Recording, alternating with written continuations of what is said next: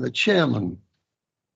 The other councillors taking part, and I'll introduce them separately and ask them to confirm they are present with us this evening. And we'll start with Councillor Alexander. Councillor Baker. Good evening, Chairman. Councillor Codling. Good evening, Chairman. Councillor Davidson. Councillor Guglielmi. Good evening, Chairman. Councillor Harris. Evening, Chairman. Councillor Placey. Good evening, Chair. And Councillor Wiggins. Good evening, Chairman. The TDC officers assisting us this evening are the Director of Planning, the Planning Manager, we have the Planning Solicitor, Planning Officers and the committee staff. Public speaking procedure tonight will be as usual, in that I shall ask the officers to introduce the application, to show any photos or videos of the site. I'll then ask the applicant or his agent to speak.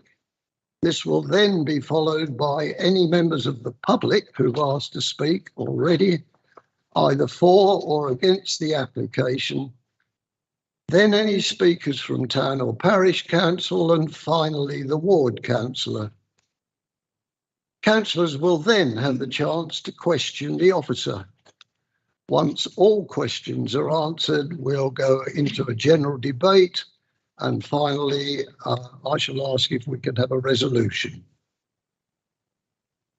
Should any members of the public like to follow this meeting, it can be found on the internet by logging into www.tenderingdc.gov.uk live meeting. Can the committee officer confirm that the live stream of this meeting is now active? Yes, she can. As usual, not only is this meeting going out live, it will be recorded by the council and will be available on the council website in approximately 5 or 6 days. Now, if we turn to item 1 on the agenda, apologies for absence. I have received one apology tonight from Councillor Fowler, who was not able to attend the site visit this morning. And so we welcome Councillor Bill Davidson in her place. In her usual position as Vice Chairman, I have just invited Councillor Baker to assist me this evening. Item 2, we have the minutes of the meeting of the 17th of January. I haven't received any notification that there's any errors or omissions in them. So could I sign them, please? Yes, thank you. I will so do. Then we'll turn to item 3, which is declarations, either pecuniary or personal, on any of the applications in front of us tonight. Do I have? Yes. Councillor Harris. Thank you, Chairman. Item number 6 on the agenda, 22/01286, the Lodge House, Crow Lane, is in my ward of Wheeley and Tendring. I'm also a parish councillor in Tendring. I have not been involved in any conversations or debate reference this with the parish council, so I'm not predetermined and I will be taking part in the debate. Thank you. Thank you. Councillor Guglielmi. I'm also chairman of Lawford Parish Council, but until today I hadn't seen this site, so I've got no predetermination at all. Okay, I shall take part. Okay. Thank you very much. Any further declarations? There are none. So we can move to item 4, which is questions to me under procedure 38. I have not received any. So we turn to item 5. This is planning application 21/01831 full.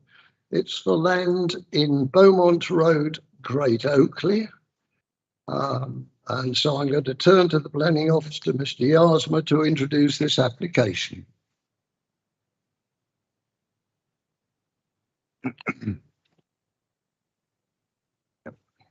Thank you, Chairman. Good evening, members. This site relates to land to the south of the allotments on Bowman Road in Great Oakley. And the proposal in front of members tonight is a residential development of 86 dwellings, community building, play area, a public car park, and associated landscaping and ancillary work. So members visited the site today, and you've been on the site. So I'm going to talk you through a number of slides. I'll try and keep it brief, and we can always return to some of these slides later on as part of questions. That's the site in question. It extends to 3.7 hectares in size. This aerial is quite useful because it shows the site in context. So throughout this presentation, and just to give it a bit of structure and a little bit more meaning, because I appreciate that sometimes these presentations, especially the photographs, can be a little bit difficult to follow. But I will refer to the Oaks Housing Estate to the southeast, as well as Woodlands to the south, the public right-of-way along the western boundary of the site. There's a listed building some distance away from the western boundary, and behind a very established line of trees in that location there. I'll also refer to the All Saints Church of England School and the allotments, gardens, as well as Bowman Road.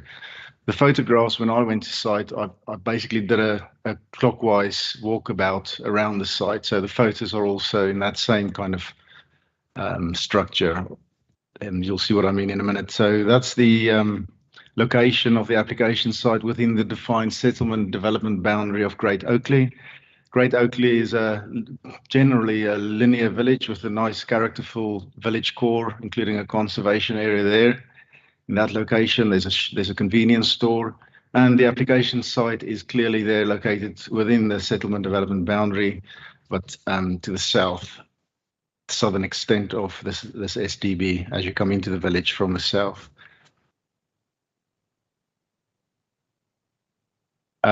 Moving on to photographs, so there's a collection of photos starting at the top in the north of the site. And standing on the proposed or existing axis that will also become the proposed axis, that's looking left towards the the village core, and this photograph in the top right hand corner is looking right back in the southern direction, and the photo at the bottom here is just swinging around, looking at the existing axis point and looking towards the application site. The existing allotments is on the right of picture there. These four photographs starting top left, that's still on Bowman Road, looking across to the Oaks Estate, which is on the left, and the kind of the eastern boundary of the site. It's included just to give members an appreciation and an indication of the current separation distance, if you like, and the existence of trees in that area. Top right is moving around, like I said, in a clockwise direction to the Woodlands Estate. That's basically standing on that north-south spur of Woodlands. Woodlands Estate looking in an eastern direction towards an existing link, providing access to that public right-of-way along the western boundary. That's the existing link there. And the next photograph, bottom left, is standing right on that link, on a slightly elevated ground and looking across to the application site. So those dwellings there are the dwellings along the northern side of Oaklands Estate. Bottom right is basically on the public right-of-way to the south and looking in a northern direction. Top left photograph that's walking on the public right-of-way along the western boundary in a northern direction. So the application site's to your left there. Bottom right, no, top right, apologies, is on public right-of-way looking across the site in an eastern direction. Bottom left That's an existing track separating the northern boundary of the application site from the allotments, which is between Bowman Road and the northern boundary of the application site. This area here will contain the community building, the car park, and the play area. This area here to the right of picture behind the Harris fencing. Bottom right photograph is standing on Bowman Road, basically opposite the All Saints Church of England School, looking across the road towards the allotments, and the application site is behind the allotments there on this picture. There is the existing point that leads you to the public right-of-way along the western boundary of the site. Moving on to the layout slides and some elevations and floor plans. So this is a very useful slide because it shows the rich variety of building types, story heights. There's going to be a 1-story, 1.5 stories, 2-story and 2.5 story dwellings. You would have noticed in the report 30% affordable housing is proposed, policy compliant, that's 26 units in total. So 26 out of the 86 units will be affordable. And as per the housing mix and layout policy, the affordable units will be very, very well interspersed into the site, pepper potted all over. So I think the best way to explain this is there's generally, so far as the northern part of the site is concerned, there are 3 distinctive blocks. If we start at this block to the right here, the red square indicate the market units there, and the kind of the purple diamond shape indicates affordable or social rented, and the orangey circular dot indicate affordable housing shared ownership. So if you focus on this block, there will be a mixture of affordable rented and market housing here. The block in the middle will see a combination of market dwellings as well as some affordable shared ownership. And then this block to the left, again, will contain market, shared ownership, and indeed some affordable rented, well, a affordable rented unit here. And then, along the same topic, this block to the south will also contain a mixture of market here along the eastern side, more market dwellings, and a mixture of affordable, in this case, affordable rented, and more market and social and shared ownership units to the south. This row here along the southern boundary will all be single-story bungalows, and I'll refer to that again a little bit later in the presentation. Another thing to point out on this slide is obviously the location of the community building, the play area that's going to be located in this kind of the northwestern corner of the site. There will be a slightly realigned public right-of-way to basically respond to the need to integrate this development properly with the existing village and the immediate vicinity. So the new woodlands walk that will be created will be more windy, as you can see along this western boundary. So the existing public right-of-way is more of a direct route, whereas the proposed woodland walk will be, like I say, more windy. There is an open space area to the south, including a SUDS feature, sustainable drainage feature with a boardwalk over it. I think this slide shows it better. The next one, it shows all the all the publicly accessible open space provision. So that is the open space provision is indicated in this kind of the darker green color. And then to the south, you have this main public open space with the SUDS feature. To the north, there's also a decent open space as part of the play area, and then the woodlands walk along the western boundary. The development as a whole will provide more than the 10% open space requirement, and that is when areas like landscaping like private rear gardens and indeed private front gardens are subtracted. So when all those areas are taken off, it will still provide 13.2% open space across the development. Moving on to some elevations. This is just, I think this is handy just to get an appreciation of the scale of this development across various areas over the site. So the elevational illustration at the top is basically standing on Beaumont Road, looking over the allotment site to the application site. And there will be predominantly 2-story dwellings in this northern part of the site. The community building will be relatively restrained in its design, single 1.5 stories equivalent in height. And then you can't see it, but the play area in the public car park will also be along the front here behind the allotments. The elevation below it is basically standing with your back to the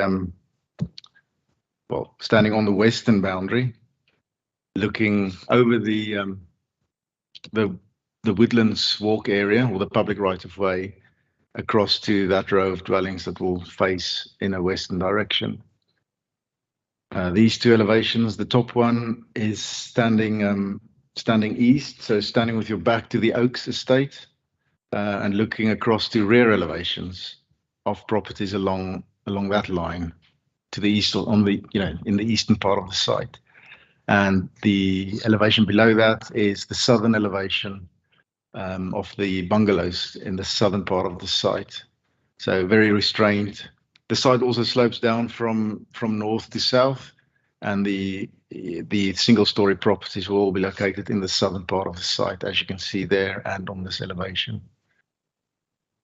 Moving on to house types, starting south and working our way up northwards to the top of the site. So, like I said, the southern part of the site will be the single-story properties, and this particular house type is the two-bedroom property. You can see the design there. We've had confirmation that these chimney features will indeed be sun tubes to allow more additional natural daylight into the key living areas on ground floor.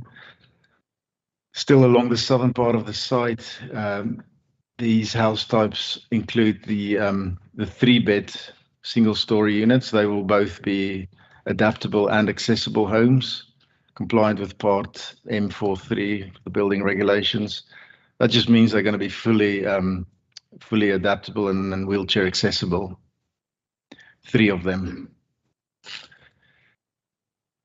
Central part of the site, so we're moving to the 2-story dwellings. This house type in particular is one bedroom, 2-story dwelling. So the singular bedroom will be located at first floor with some living accommodation on ground floor, and the bathroom at first floor as well. This particular house type will be pepper potted all around the site. That's the 2-bed, 2-story house. There's a fair bit of significant number of these provided in line with our strategic housing market assessment requirements and indeed our policy requirements on housing mix. This is the house type that is that's a 3-bedroom, 2-story dwelling. You can see there that's going to be located again pepper potted all over the site. And then finally, this is another 3-bed house type, but it's over 3 stories. So there's going to be accommodation in the roof as well with this particular house type. And then finally, this is your 4-bedroom house type across 3 stories. I'll talk a little bit about elevational treatment and materials towards the end of the presentation. So this is the last part of the presentation, some computer-generated images. Now, these are very useful and handy to illustrate the rich variety of materials that's going to be implemented on this development proposal. Obviously, there is a condition seeking details of landscaping, and landscaping takes some time to establish itself. But they are nevertheless very useful to just understand how these spaces are going to work in reality. So this is a computer-generated image of the open space and broad walk to the south of the site, the SUTS feature, the sustainable drainage feature, looking across to those single-story bungalows that I was referring to.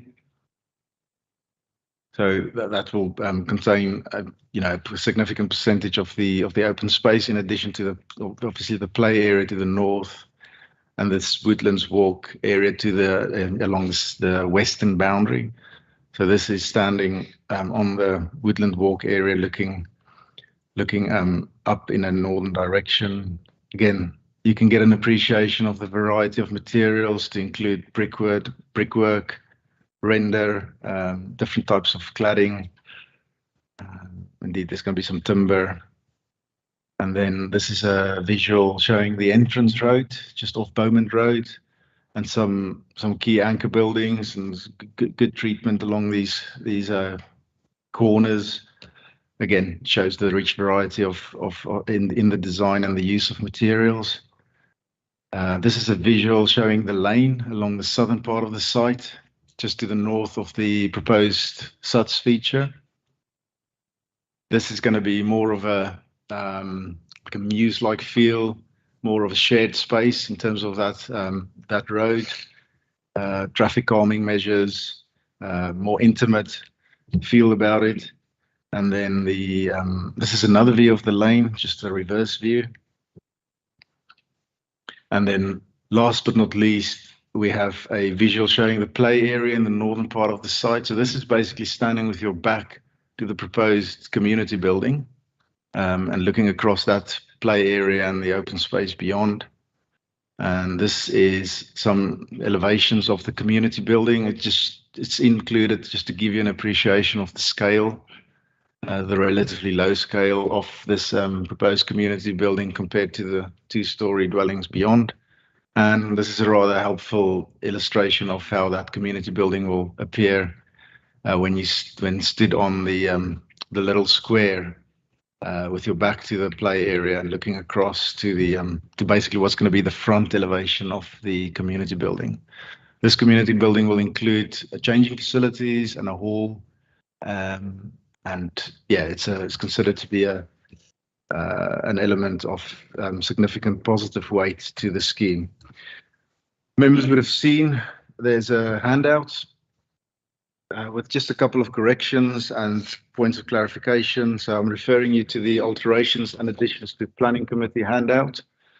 And there is basically a few minor tweaks to planning conditions, just changing triggers. That doesn't really have an impact on anything.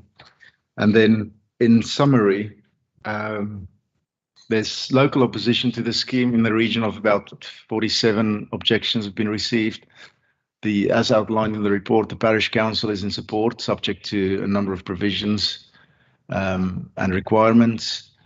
And there will be significant benefits stemming from this development proposal, including the provision of the community building, the play area, and the open space, as well as 30% affordable housing, in the form of a very policy compliant mix overall and for the affordable housing. There's going to be a financial contribution in the region of £11,000 towards RAMS, 73 or just shy of £74,000 towards secondary school transport, shy of £7,000 towards improvements to the Harwich Library, some £52,000 towards healthcare, on-site open space and play provision, and like I said, and then the link to third-party land to deliver protected species management mitigation for great crested newts. Members are requested to consider officer's recommendation. Thank you, Chairman. Right, thank you very much. Now we have 3 speakers on this one, and we'll start with Mr. Jenkins, Mr. Nick Jenkins, who's the agent, and he's over there. If you'd like to come forward, sir, and use that microphone, you'll find there's an on either one of them. Yes, if You use the face and switch the mic on, and you've got 3 minutes, sir. Bottom one. Yeah, That's it. that's the one. Thank you. Thank you, members. My name is Nick Jenkins. I'm the agent for the planning application. Also, thank you for officers for the very positive report. The scheme before you this evening stems from months, actually years of work at pre-application stage and at application stage. The scheme, as it currently is, accords with all local standards in relation to overlooking, back-to-back distances, back-to-side distances, parking numbers, open space. We accord with them all. We also accord with all relevant policy. Consultations are detailed in the committee report, and all of those are positive in relation to the scheme. Examples such as design consultation, highways, sustainability, public rights of way, ecology, education, health, and the lead local flood authority, amongst a number of others. There are no lingering issues with the application. The scheme itself is an exemplar design, both in terms of layout and the detail. It's landscape-led, which is incorporated within the design, as is the new public rights of way, or the diverted public rights of way. The buildings will be of very high fabric thermal performance, incorporating air source heat pumps for the residential and electric vehicle charging points for every single dwelling. And the community building will have photovoltaic panels on the roof. The scheme proposes, as you've heard, 86 dwellings, with those being a mix of 1, 2, 3 and 4 bed dwellings, from bungalows to 2.5 stories. With affordable housing, 26 of the 86 being affordable housing, 19 to be affordable rent, and 7 to be shared ownership properties. This scheme is able to incorporate this development whilst being entirely in keeping with its surroundings and of a similar density to the development to the east and to the south. The scheme is wholly deliverable and ready to go. As part of this, as you've heard, there is a community building, a children's play park adjacent to it, and a car park. All of these are to serve not only the residents of the new development, but also Great Oakley itself. They will all be built to a turnkey specification. By that, I mean ready for occupation, and the keys to that building and the play area and the car park will be handed to the parish council if they want to take it for them prior to occupation of the 44th dwelling. Section 1 and 6 heads of terms are agreed for this scheme as detailed in the report, and conditions have also been discussed in detail and agreed. So once again, I thank officers for their recommendation, and if you have any questions, I'm happy to take any. Thank you very much, Mr. Jenkins. We don't have questions of the agent, so our questions will be addressed to the officer if we have got some.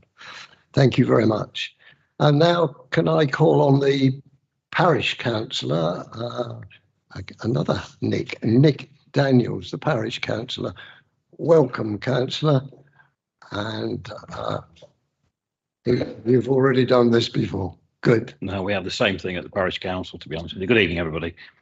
Right, I prepared a script which I'm hopefully going to get through within the 3 minutes allocated. Great Oakley Parish Council have recorded their comments on the planning portal, and although we are supporting, we don't really welcome the 30% increase in housing that Great Oakley Parish is seeing since 2017. It seems disproportionate to other area developments.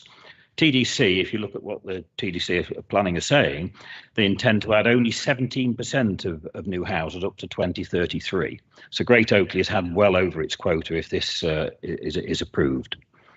We also question why such an increase is required in an area with poor employment opportunities, transport links, amenities and services. But as the Director of Planning is recommending approval, the Great Oakley Parish Council believe little point in formally objecting and have concentrated on securing much needed facilities to benefit our community. We don't believe the large number of social houses proposed is justified, as a survey for the recently approved Red House development put it as just 8 homes. So basically there's extra social housing that's not required for our area, so we'll be bussing people in. We do appreciate the 6-month timescale suggested to get legal agreements in place. That will help the parish council to confirm funding required. We do, however, need a clear timeline for the items being gifted to the parish council so we can budget appropriately. The provision of the car park will provide safer access for children being dropped at the adjacent primary school by car. If you'd have visited the site this morning at 8:45, you would have struggled to park because all the parents' cars would have been on the verges and the roads around the school and around this development. So given the extra traffic the construction works will create, we ask that the car park and adopted road and path to the school be built before any of the houses. That would avoid conflict and also reduce risks to the children who attend the school. There is no clear timing for when the community centre and play area will be built. The previous approval was to have it completed before the 24th residence constructed. We don't see any reason why that should change, but it would be good to have that confirmed. We ask that the ownership of the land that the parish council's amenities will sit on be gifted to the parish council before any housing development starts, as that security will allow us to plan to manage the new facilities to complement those already managed by the parish council. We tend to regard the design of the community hall and play area as outline. We haven't really been consulted on it at all, and ask that the developer be compelled to consult with the parish council before finalising with the approval of tendering planning. Great Oakley Parish Council will be very pleased to have first refusal for the maintenance contract of the play area, community hall and car park, and will need to know how much Section 106 money will be allocated and when that will become available. This is a very significant development that could progress for several years in our village. Access and egress to the site, along with construction work and equipment, could have detrimental effects on residents and the school. We ask that the parish council is consulted about these arrangements before agreeing with the developer. Thank you very much. Thank you very much, Mr. Daniels. That's expressed the parish council's views and I consider can be quite helpful. Now the ward councillor, Councillor Mike Bush. Councillor Bush, having been here so many times before, if you need it, you have 5 minutes, Councillor Bush. Good evening, Chairman, members and officers. Yeah, it's been a long time since I first referred this planning application to committee. In fact, back in December 2021, during which time there's been numerous amendments and design layout changes to the scheme. However, the fundamental principles of this application seem to remain pretty extant. The development of 86 dwellings and a multi-purpose built community hall, the safe public parking of over 30 spaces to support both the All Saints primary school, the community hall and the village recreational field will provide significant benefits if approved, along with the social community housing allocation. Great Oakley Football Club is a very successful village football team. They've achieved Football Association FA status. They play their own matches on the recreational field directly opposite this application site. They, along with the opponents, will benefit from the new community hall facility and adjacent public parking, rather than walking half a mile through the centre of the village to the existing village hall to use the facilities. The Great Oakley Parish has a broad, growing and ageing population. It has strong local connections, long-standing family links and require accommodation in the area. The parish councils of Great Oakley, Little Oakley, Wicks and Beaumont have undertaken a housing needs survey that was funded and supported by Tendering Housing in conjunction with Locality, the RCC and the Great Oakley Community Hub, which is a community benefit society, which have planned approval for the centre of the village for some social-led housing. The survey data compiled independently by the RCC identified specific and immediate community affording housing needs for smaller dwellings within our rural communities, comprising specifically of 1 and 2 bedroom dwellings. This planning application, it increases the number of dwellings extracted from the current CDC electoral register that's available to me from 438 dwellings to 524, which is a net increase of 19.6. This increase of properties incorporates 26 dwellings, of which we've already spoken about earlier, 19 proposed are social rented and 7 shared ownership to meet the 30% housing policy adopted under the local plan. Tendering District Council have undertaken property development and disposal valuation of council land in the last year. The review identified 2 green open space areas of Great Oakley that are at risk for speculatively development for 11 social housing dwellings. The social element of this application, if approved, will mitigate and negate the need to lose valuable green space within a Great Oakley community. This application, as we know, is within the settlement development boundary. It's already been said has been defined. The site does have direct access public and transport services, Harwich, Clacton, Manningtree, Colchester, and also connects with the existing Woodlands residential development. Also coalesces with the central village amenities and adjacent primary school. I support this planning application and believe that it satisfies the NPPF and TDC policies, and if approved, will play an important role in the future proofing of this rural community by delivering mixed market housing stock, community housing, and provide significant community benefits. Having said that, planning considerations, conditions and concerns, yes, there are some.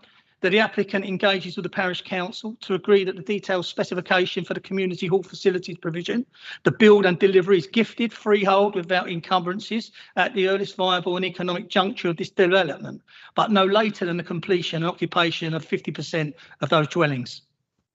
The application transfers under Section 106 agreement the parcel of land known as open play space adjacent to the proposed community building with a contribution of 78,000 commuted to the Great Oakley Parish Council via the sort of recommendation from the public realm.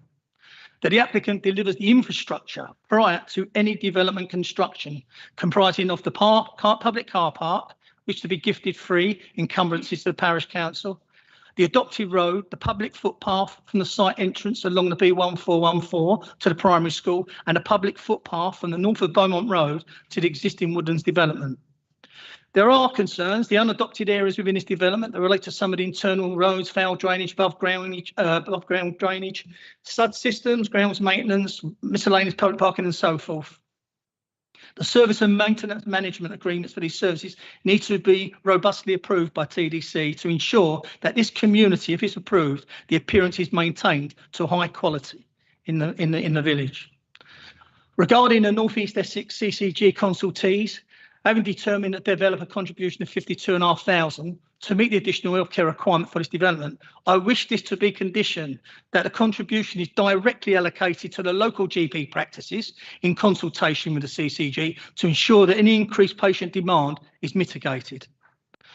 The nature of the construction will cause significant impact to the community and disruption due to its site location, being on the B1414 and close to the primary school, the public allotments and the adjacent residences.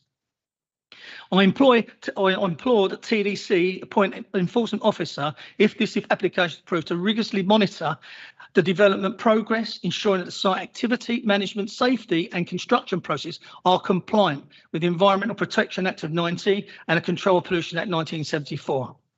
So in summary, Chairman and members, you're all very aware of my passion as a resident in a rural community to ensure we face and tackle the challenges of an ageing population whilst being a catalyst for change to meet the needs of younger residents and growing families to enable them to remain and enjoy living within our community. This application for 86 dwellings offers a diverse housing mix. It creates opportunities for persons who wish to move back into, remain in the village or begin their journey on the property housing ladder, allowing families to grow, retain a community cohesion and be a catalyst for shaping the future of this local rural community. Thank you.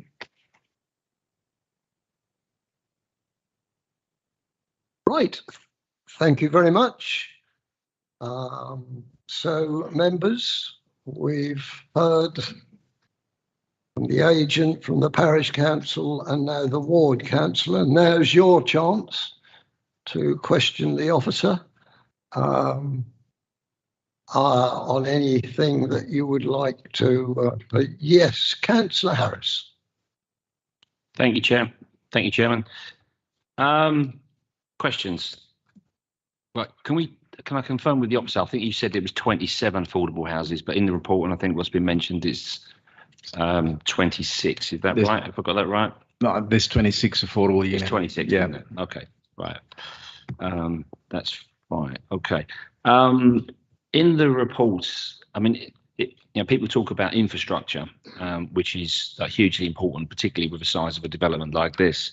And, it's good to read in a report that, the education report says that there are sufficient school places in the area to cope with any increase in demand, which obviously this site will.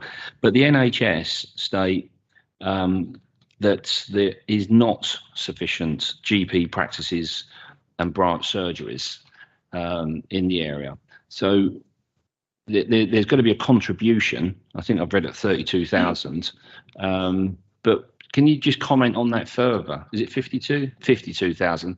If you can just comment on that further, as how that will mitigate the shortage of GP spaces. And if anyone has tried to ring in their GP of late, they'll know what I mean.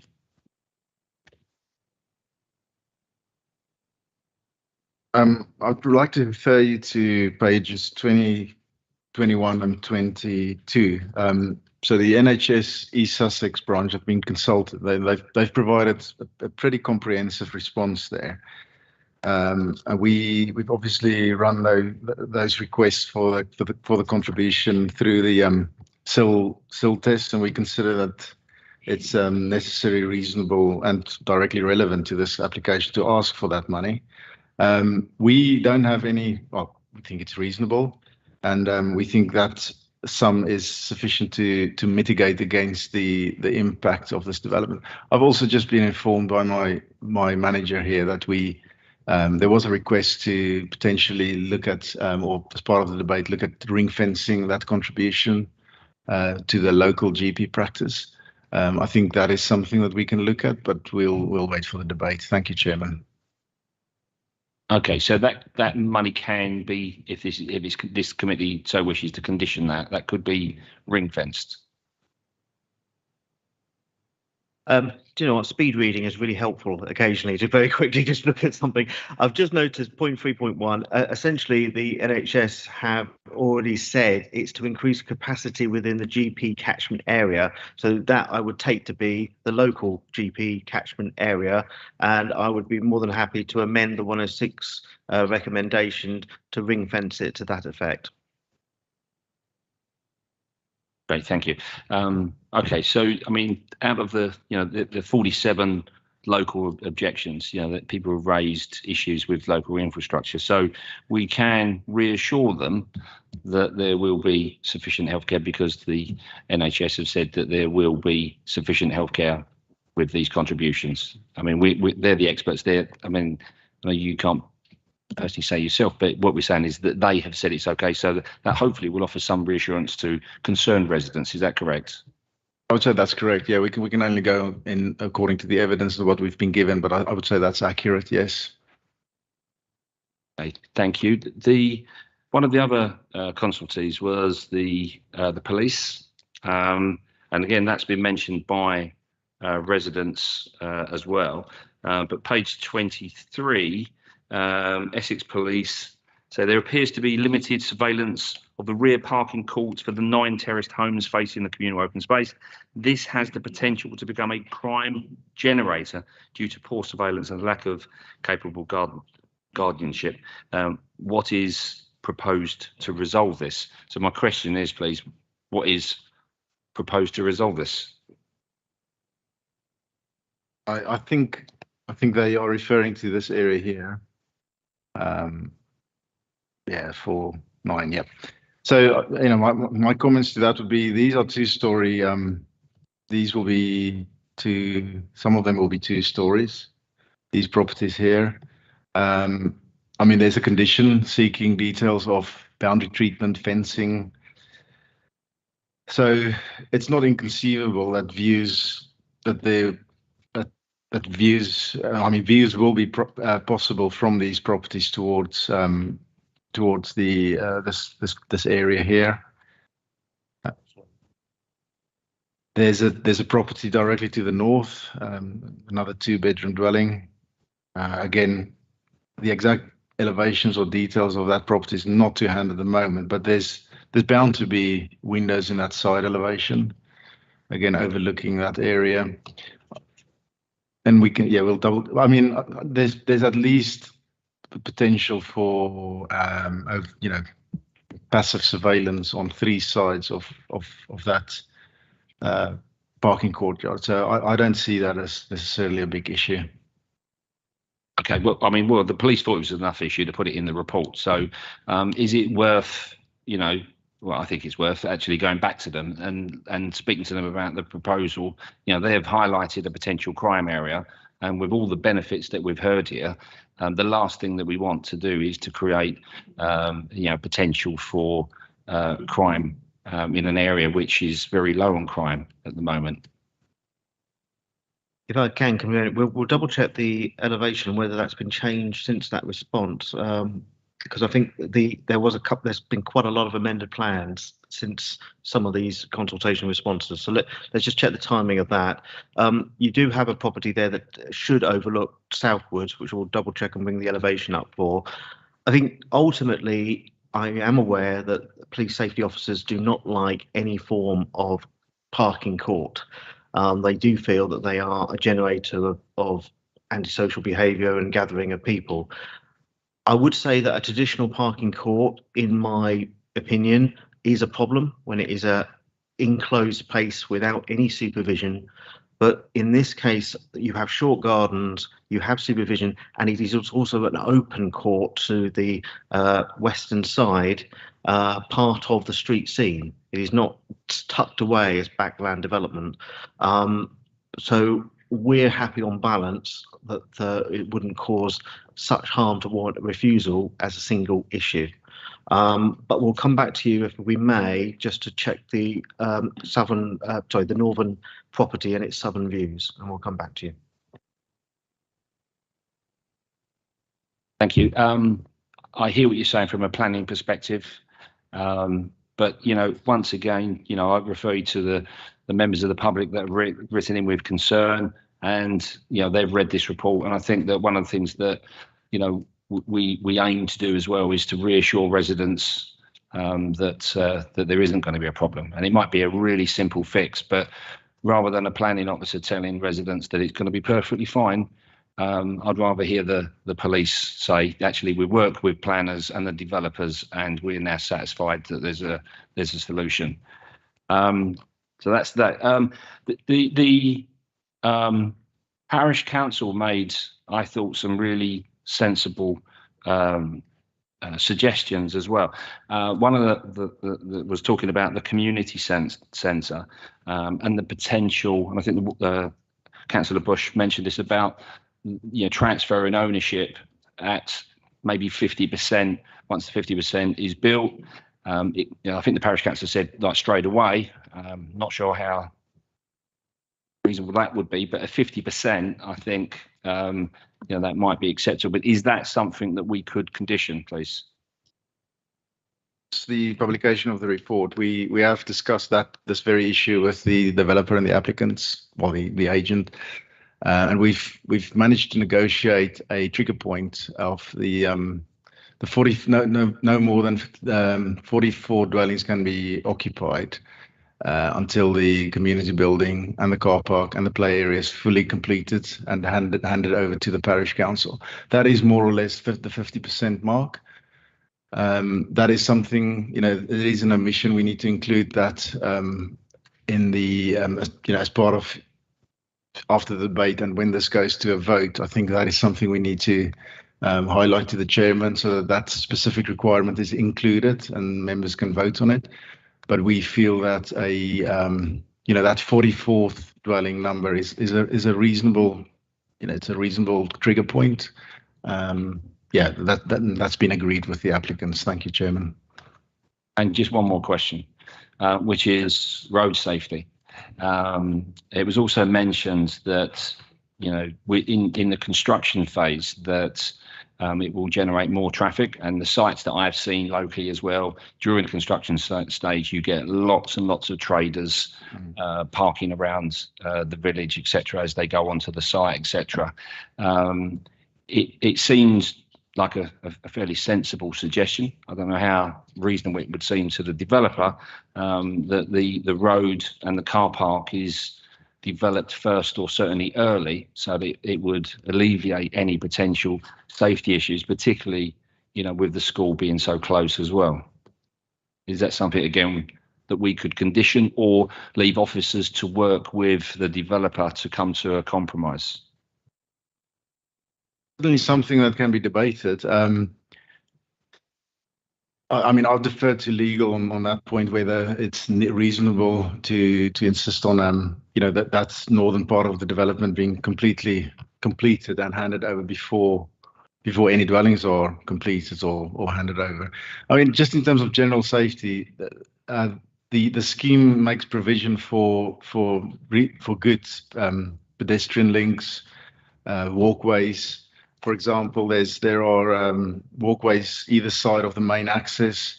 There's a safe walkway from the proposed car park to, you know, in a northern direction towards the school. So along these areas, there's a link there towards the school.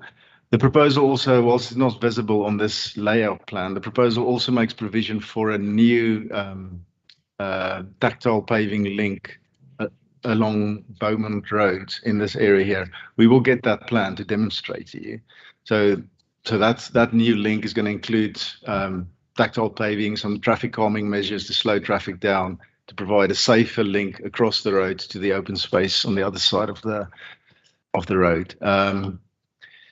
Yeah, so I think there is a good provision for pedestrian safety and pedestrian accessibility and linkages into and out of the site. Thank you, Chairman. So can I just come back one bit? I mean, the carpenters, the plumbers, etc., can we sort of condition it, or, you know, that they park on site rather than in the side roads, which I know is a bone of contention for other villages when these big sites are built, and it can cause an amount of friction between the locals when you've got about 20 white vans parked outside.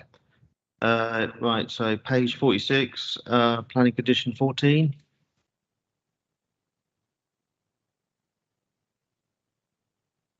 That does include C, how construction and worker traffic and parking shall be managed, routing of all traffic, directional signs to be installed, and where. Does that cover that? Well, very loosely it might, but it depends on the... All of this. So all of this is to be agreed with us. So basically they're going to provide a scheme of construction management that at the very least involves every single one of those things on that list.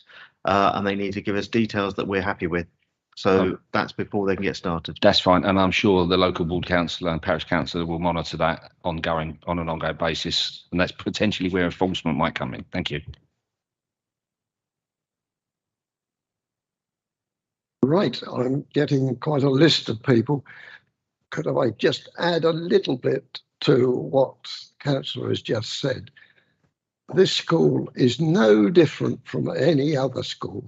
And if you go past it first thing in the morning or in the middle of the afternoon, all those highways are taken up with parents parking cars. So any effect that we can have under 14 to bring forward that car park ASAP will be a tremendous help to the village. And all then we've got to do is persuade the parents that they can use the car park. But it is the same in any village school, I'll guarantee, in Tendring, just before the entry in the morning and afterwards in the afternoon, you can't find anywhere to park. So with the added transport for the site, I'd like to see under condition 14 something to bring forward that car park. I think it would be a great help. Right, Councillor Alexander has been waiting for some time. Thank you, Chair. Once again, Councillor Harris has chosen the same questions as I was going to ask them, bulk and produce them very well, although I am a little concerned by one or two of the answers. And if we go back, if I may, to the NHS, they're using words within the agenda here at page 20, 4.3, that the provision in this area, its implication, if unmitigated, would be unsustainable. They're saying there is not enough coverage within the village to hold this. I may have missed some of the points you raised at the time. Can you please explain again, if necessary, what has been done to mitigate this? Chairman, yeah, so I think the key word in that paragraph 4.3 is if unmitigated. So what we have agreed here is a financial contribution of just shy of £53,000 to go towards local healthcare provision. And as explained by John, by my manager earlier, we can indeed ring fence that money towards the local GP practice in the catchment. So we are satisfied that that contribution will mitigate against the impact of that development. Thank you, Chairman. I take on board completely what you have just said about ring fencing and the amount of money involved, but I was sort of under the understanding that the community centre would also be a base for the doctor's surgery, but I believe that's not correct. Is that right? It's not going to be anything to do with healthcare provision. It's going to be a community building that will include a hall, like some open space where some multifunctional space. There's going to be changing facilities. There may even be like a small cafe in there. I don't know, but that's the gist of it. That's the idea behind this community building. Thank you, Chairman. Okay. Well, if I may, I believe the history of this, and I could be wrong, please correct me if I am, that the original doctor who was there prior to the one there now was quite happy to use his property as a part of the doctoring service for the village. Although this money has been set aside, there are very few properties you could buy for the sum of 52,000, and that would take a contribution from elsewhere. That would be down to the NHS to distribute that money in accordance to what they have and at the times available. I don't quite understand from your answers how you see we are mitigating that by giving them money. Where will that doctor's surgery go to make this unsustainable for the new residents?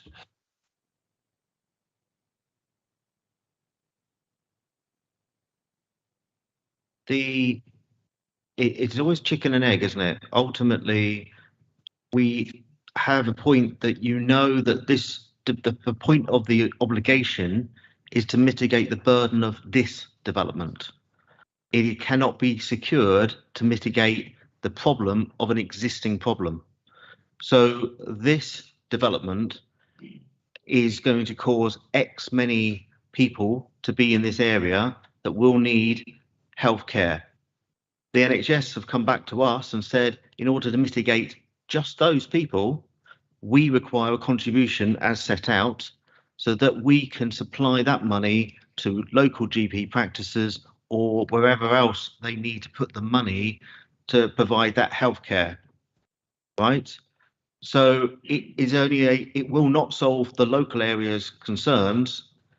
It would control just the mitigation of the burden of this development, and we are considering that the NHS, the experts, the providers of our healthcare, have asked us how to do that, and they've provided us with a sum of money that this development secures in full.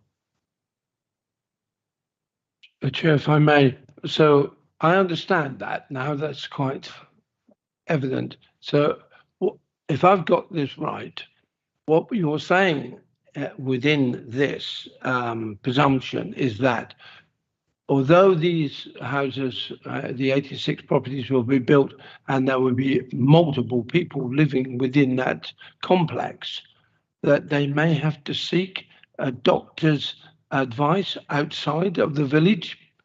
Is that correct? Because it can't be in the village there. Ultimately, the proposal in front of us from the NHS is for an amount of money, which is £52,500. That is to mitigate the development as before us. I understand we are looking to secure that locally, and someone has just mentioned Bronx Road surgery. Is that you want to come in because you're the one dealing with the 106 agreement?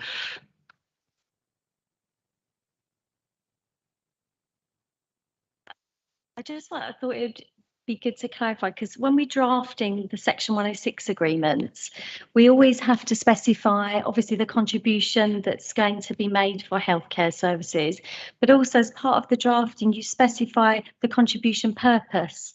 So you set out in the agreement when that money comes or is paid to the council, we then forward that money onto the NHS, and there's a commitment there that they have to use that funding for the contribution purpose.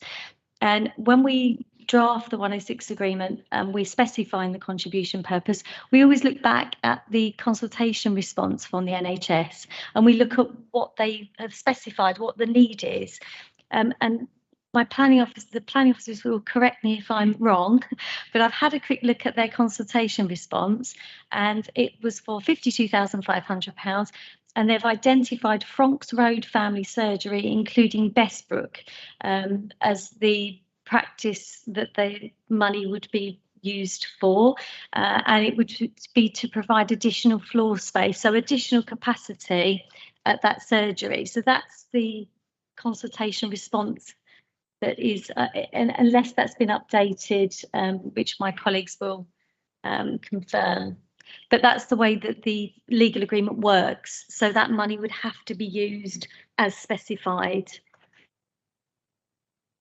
May I ask the solicitor to repeat what surgery did you say, please? I'm going by the consultation response, so hopefully that's correct. So the NHS consultation response, where they set it out, they've said that the premises where the contribution will be used will be, it was Franks Road Family Surgery, including branch Bestbrook. And sorry, there was also another, a Harewood surgery. So they've identified those two surgeries as being under pressure effectively from the new development, and they've identified those surgeries as where that money, that contribution would be spent, and that would be to provide additional capacity. I'm sorry, Chair, I do apologise for this. So we're talking about ring fencing it. So we're not talking about ring fencing it to the area, and we can't ring fence it around the people, because Franks Road, to my knowledge, is in Upper Dovercourt, which is some considerable distance away, and so is Harewood. So that is that big distance away, which is the way we live today, and it's acceptable.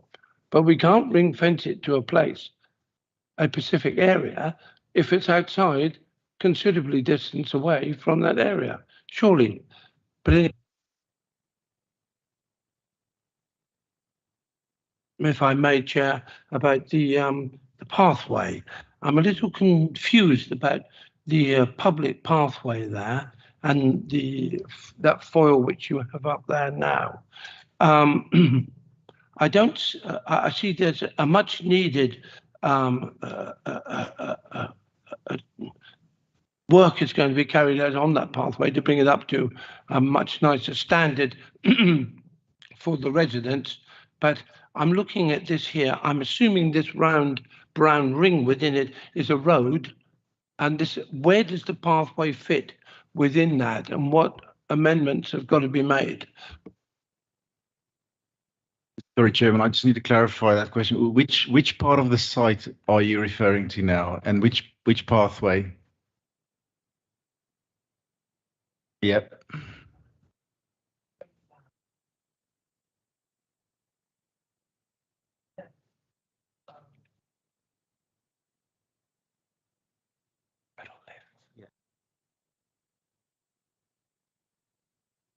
This has been going on and off, incidentally. Thank you for that.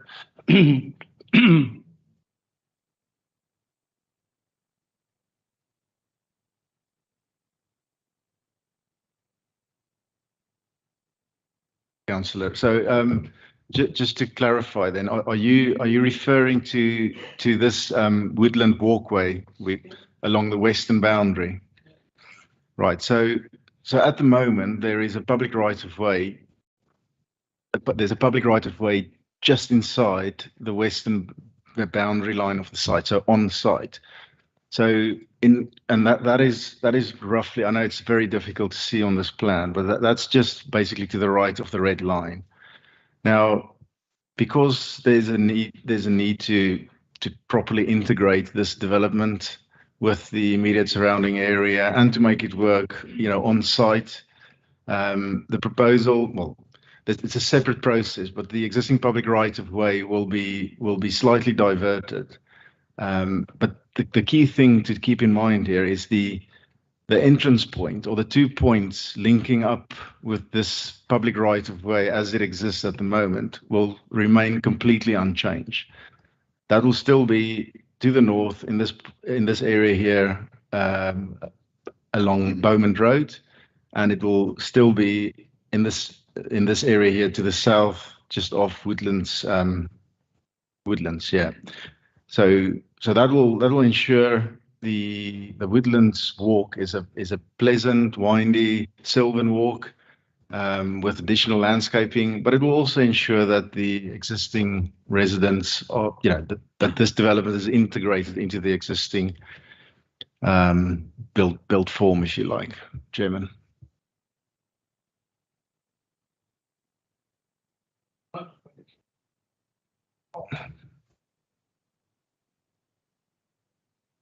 I shout a little louder.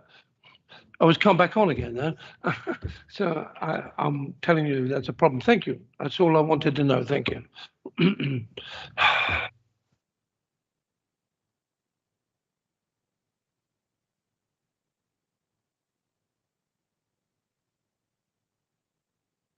Planning manager wants to get in before you. Sorry. Just two things. First of all, in respect to the plans, I think I shall offer an apology. I think we need to be more mindful when you have a large scale development of how much you can fit on a PowerPoint slide. And looking at it, I can see why you can't see the yellow. I can't see it from here. You can't see the yellow path going down there. You don't appreciate you've got a parking space, then you've got the road, and then you've got the house. There's a lot going on there, but the scale is way out here and it needs to be closer. So in future, we'll see if we can break these plans up a bit more so we have options to show you to work our way down. So I do apologise. We'll take that away with us. Just going back to the security matter, I've spent a fair amount of time going through the file. It's the one consultation response that wasn't labelled. So I've managed to find it. When the police came back with those points in your papers, we then got an amended schedule and a response from the applicant, which has changed the house types that are around the planning court, the parking court. So that house does have overlooking windows at first and floor and ground floor, directly looking south, directly over the top of the parking court. It also mentions locking mechanisms, and all of that has been now provided as part of the application in respect of the various sheds and gates and so on. What we haven't done is had a amended response back from the police. I can't tell you for certain if we've asked for that, but we haven't got that. So that's the position we're in. But as far as my recommendation stands, I feel we have covered that issue sufficiently, but if members do want us to go further, we can seek to condition that further if necessary, or seek to receive a further correspondence with the police. Just to demonstrate that point, that this is the house type that will be directly to the north of that car park. So I don't know, again, it's probably not very visible, but my mouse is hovering over that property in question right now. And this elevation is the key elevation. that one top right. So there will be 2 windows in that elevation facing at first floor level facing that car park. And at ground floor level also there will be a double door and another window, a kitchen window or a lounge window. So we consider that to be a good level of natural surveillance overlooking that area. Thank you, Chairman. Councillors and officers, we've been on this debate for an hour now, and we've still got a list of questions. We haven't got on to the debate yet. So can you keep your points relatively short? Councillor Placey.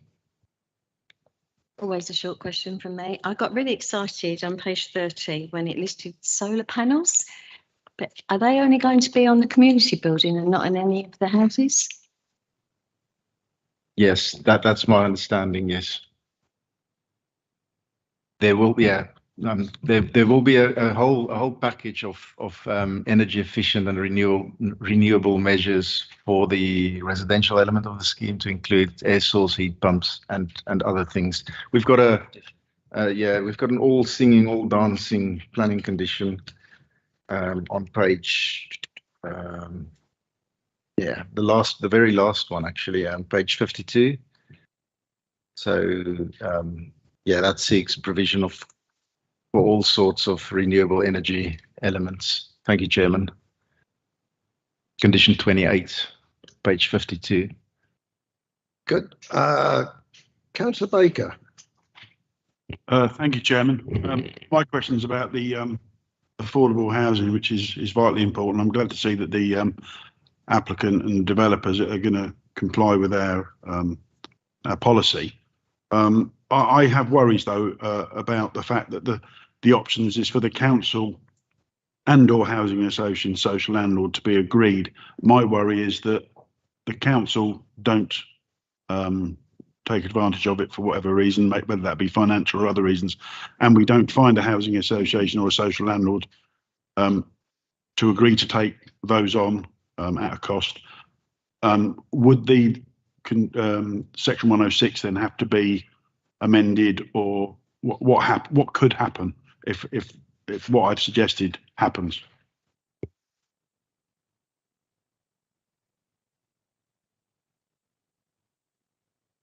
So, sort of when we draft in 106 agreements, the terms of the affordable housing obligation usually would specify the tenure. It would specify whether or not the council wanted an option to take on the affordable housing, which is sometimes included and sometimes isn't, depending on what our housing team asks for. And so in this particular case, I believe it's for a housing provider to take them on. So normally it would be that affordable housing provider would have to come forward and be put forward by the owner of the site or the developer, and we would approve them.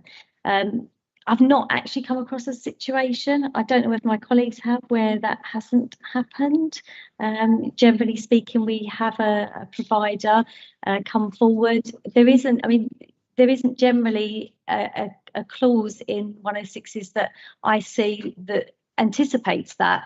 And I suppose if that happened, then and there was, the council or was going to take on the site, then you could do that either by deed of variation to the obligation. So you'd have to have another deed to amend that obligation in that instance. So there are ways to amend the original Section 106 agreement if that were to happen.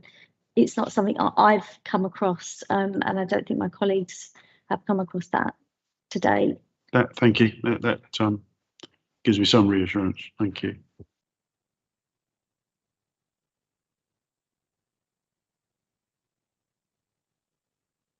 I certainly do. I may even have a third. I don't know. See how I feel. Right, a couple of questions. Page 23. Our economic growth team made a point here, which said if planning was granted, they'd like to see a local labour force used for the construction of the site. We're certainly involved in that, as this, would boost our local economy if that was done, and even can I add to that local materials as well. Is that something that could be conditioned? Absolutely. We've got a policy to back that up as well. And there is a condition 27, page 51, securing that, councillor. Thank you, Chairman. Fantastic. The maintenance of the open spaces as well, seeing members of our open space team sitting in the public gallery, I thought, well, are they going to get more work, or is this under a maintenance contract or is it even, the responsibility of the parish council? Who would be responsible and for the cost of that?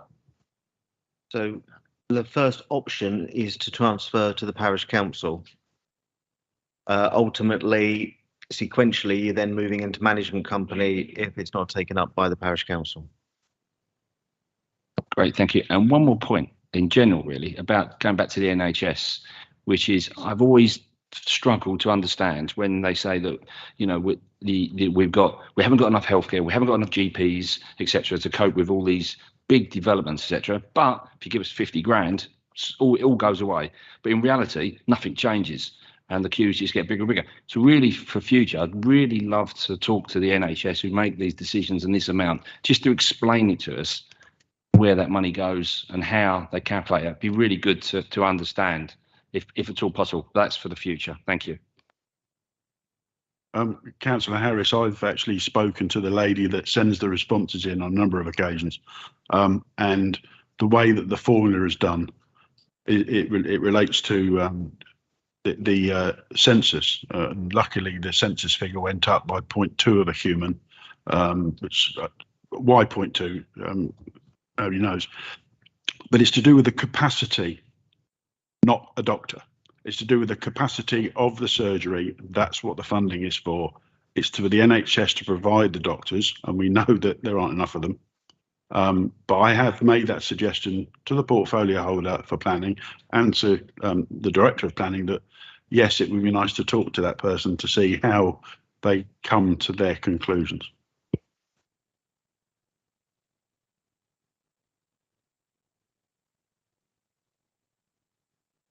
Councillors, I'm in your hands. Have you heard enough questions that you can go straight to a proposal, or do you wish to carry on the debate? Councillor Harris. Thank you. I think overall, listening to the parish council, I think we're very sensible in their statement that he made about the needs of the area. And also his legitimate concerns about development, but also the ward councillor has made the point as well that this development overall is welcomed, and I see the design of this being well thought out, and I think that this would enhance the local area actually, and I think that with certain controls coming in, I think that this could be a very, very good development for the future of the local village. So as long as the conditions are in place, I'd be very happy to propose acceptance of this. Chair, I'd like to second that. Chair. Second. If I may, there are negatives, but there's a huge amount of positives, and I believe that the local councillor is more than able to work through the negatives to get a really good, sustainable application. Councillor Guglielmi.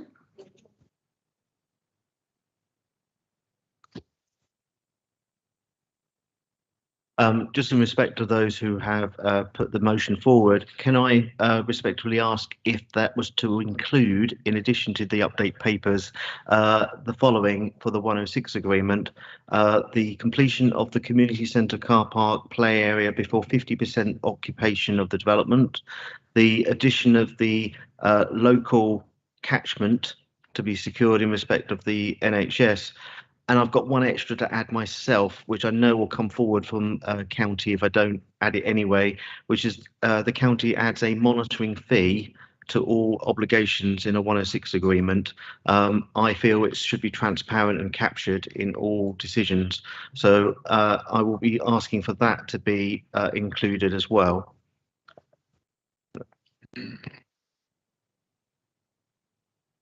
I think the planning manager has outlined it well.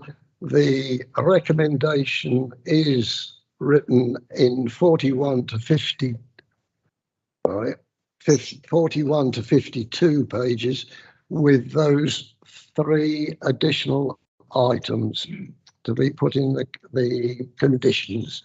And I'm advised there's something on the additional sheet as well. The provision of the biodiversity net gain. So, yeah, So if we that's in it. Subject to the proposal, subject to what John has said, subject to conditions on the sheet. Yep. Good. So it's 41 to 52 plus those 3 and the additions on the update sheet. So we'll try this with a show of hands. First, those in favour of that proposal, please show. That is unanimous, in which case that application is approved. Thank you.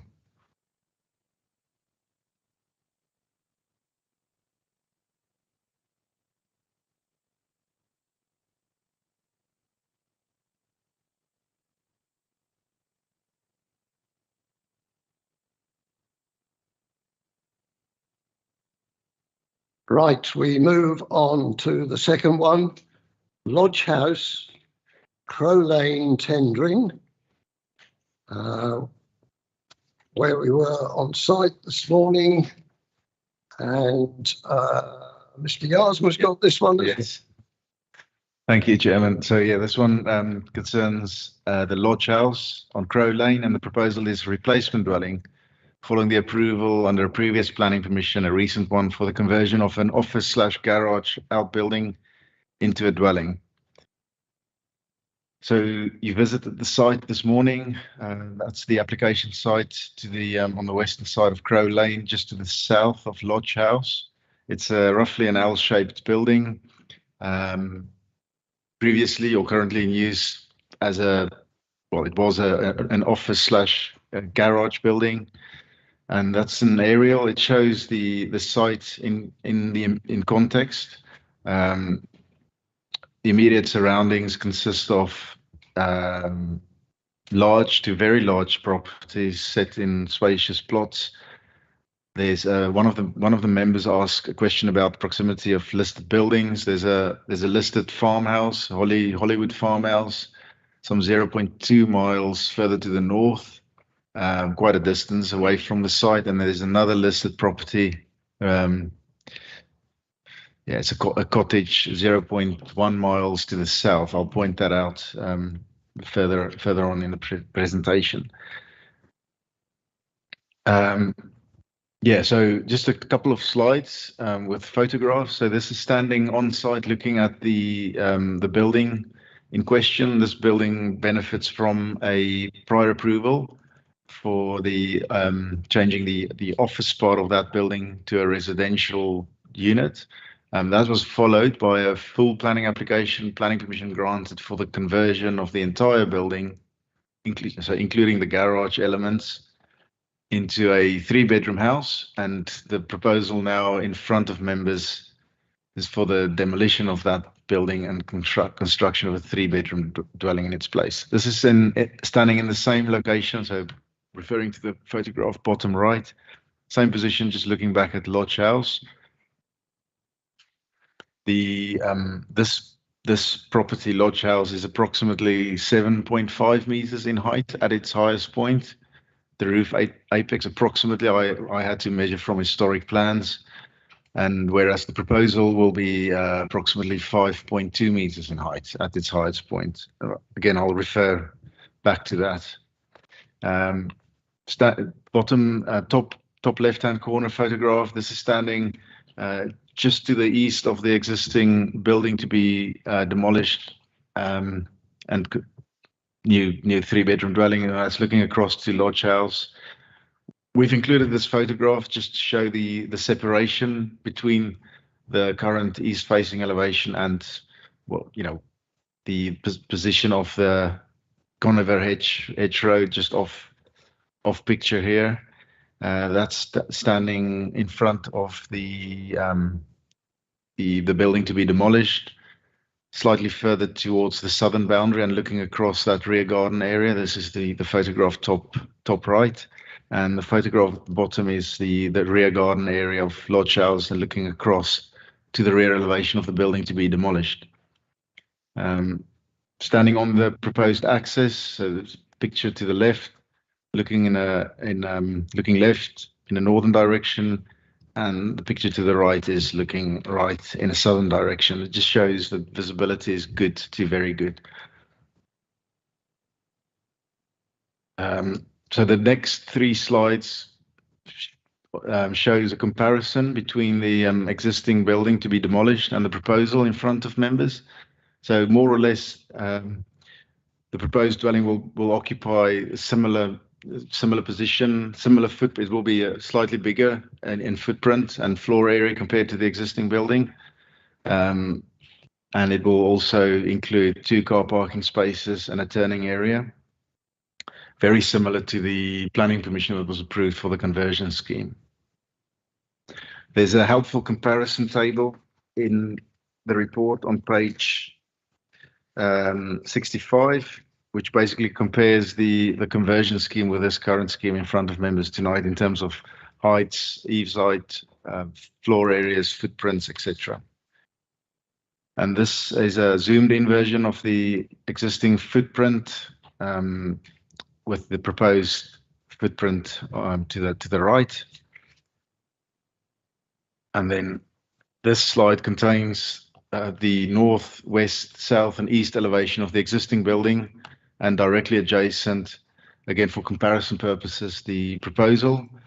And I think it demonstrates that the proposal will be slightly bigger in footprint, and the proposal will also be slightly higher, where the existing building is 4.7 meters at its apex. The proposal will be 5.2 meters in height. And you can see that on every comparison. I can obviously return to this slide if members wish. And then the last one is just the proposed block plan. Again, it shows the turning area. It shows the space between the existing property and the proposed 3-bedroom dwelling.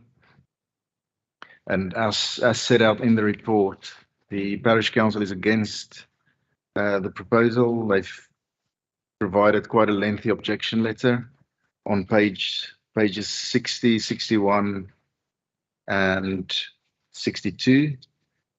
But for the reasons as set out in the summary section at the beginning, the executive summary in section 1, and at the end in the conclusion section, members are requested to consider officer's recommendation and subject to the conditions outlined in section 7.2.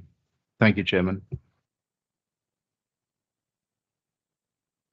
Thank you very much. Mr. Legree, the agent, this time, please.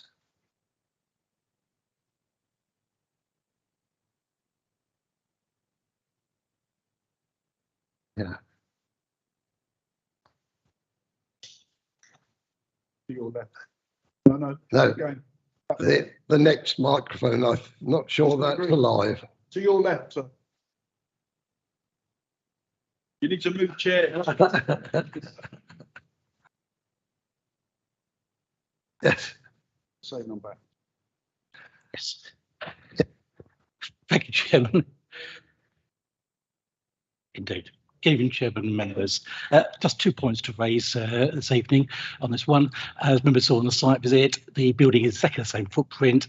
There's just a couple of minor elements to it that's increased. There's a squaring off the corner and a slight extension at the back, and again a very minor extension at the front where the garage building is. Whilst I can appreciate that the parish council considers the scheme may be somewhat contrived because we've gone through the purposes of the legislation and we've arrived at this position, none of that is illegal, unauthorised or otherwise. It's what the legislation allows, and clearly we've used that to the best effect.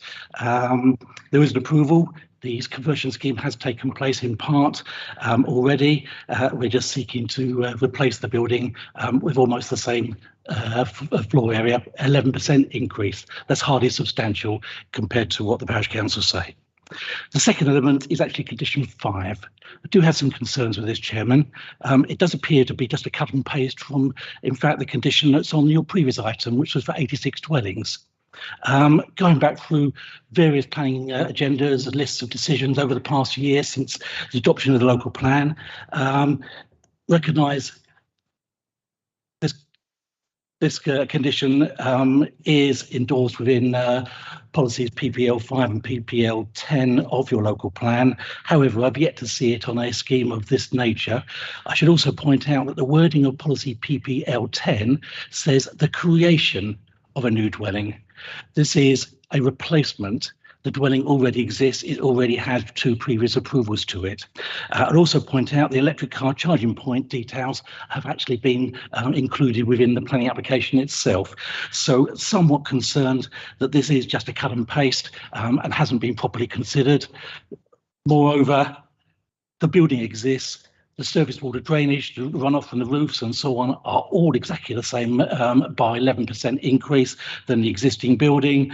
There's going to be no other different details to what already happens on site. So I would request that condition 5 is deleted. Thank you.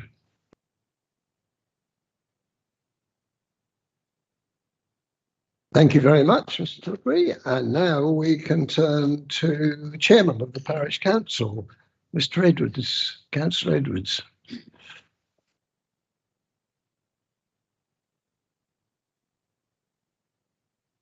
Thank you, Mr. Chairman.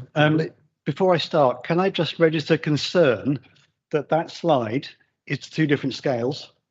The picture on the right of the 2B is at a smaller scale than the one on the left, which does not show the size increase of the building. And it's the same on the previous slide as well. Something I just would ask that is taken into consideration in future applications. That does not show a true picture of the increase in size. It makes it look like the footprint of the one on the right is smaller. Thank you. Mr. Chairman, committee members, Tendring Parish Council objects to this application, as you know. You may recall I was here last month putting our Parish Council's case for limits to be set on subsequent enlargement of Class Q conversions. I agree with Mr. Legree, it's not illegal, but we have concerns about the way this process is being used. At that meeting, some committee members expressed concern at the use of additional larger applications following Class Q pre-approval, but on that occasion took the not unreasonable view that as the proposed building was not significantly larger than the current permission, that the application would be approved. So here we are 1 month later, and we have a near identical situation, but this time with a Class O office conversion. Except on this occasion, despite what has been said, the amount of increase over the current approval is significantly greater, which I will come to.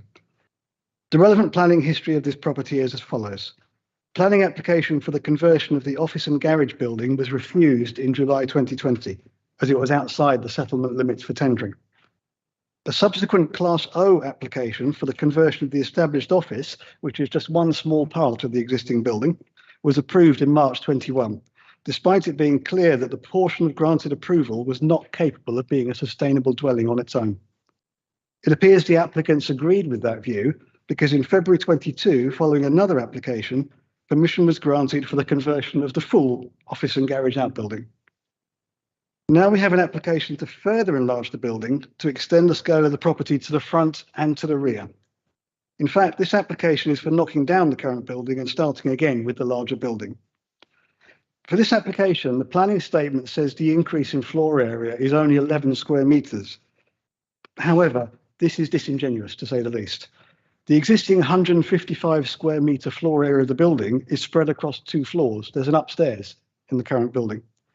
The ground floor area, the occupiable area, is only 107 square metres.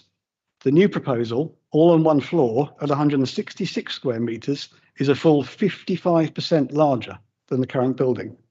It's not shown on that picture, but it's 55% larger floor area on the ground than the current building. To achieve this larger area, the ground floor area, the proposal extends not only at the back, but also to the front of the building. Planning statement suggests this front extension is minimal, but disregards the fact that the front of the building is really just a low roof lean-to storage area, not a full height occupiable part of the building. You will have seen this on your visit today, and it's evidenced in the photos you've seen. Tendring Parish Council has no objection to the current conversion being amended to allow the building to be demolished and rebuilt as a more sustainable, economically viable property. We also fully respect the decision of committee last month that where the increase of an area is minimal under a previous Class Q or O conversion, that with appropriate design adjustments, a slightly larger building is acceptable. However, in this case, the increase of 55% on the ground floor area is significant. And so we ask you to reject this application and set limits on what kind of size limit is acceptable in this kind of case. Under SPL2, a property here would not be allowed were there not existing permission. And in this case, the 55% increase in ground floor area is unreasonable, inappropriate, and pushes the rights originally granted under Class O too far, even allowing for the fact of the principle of existing development approvals. Thank you. Thank you, Councillor.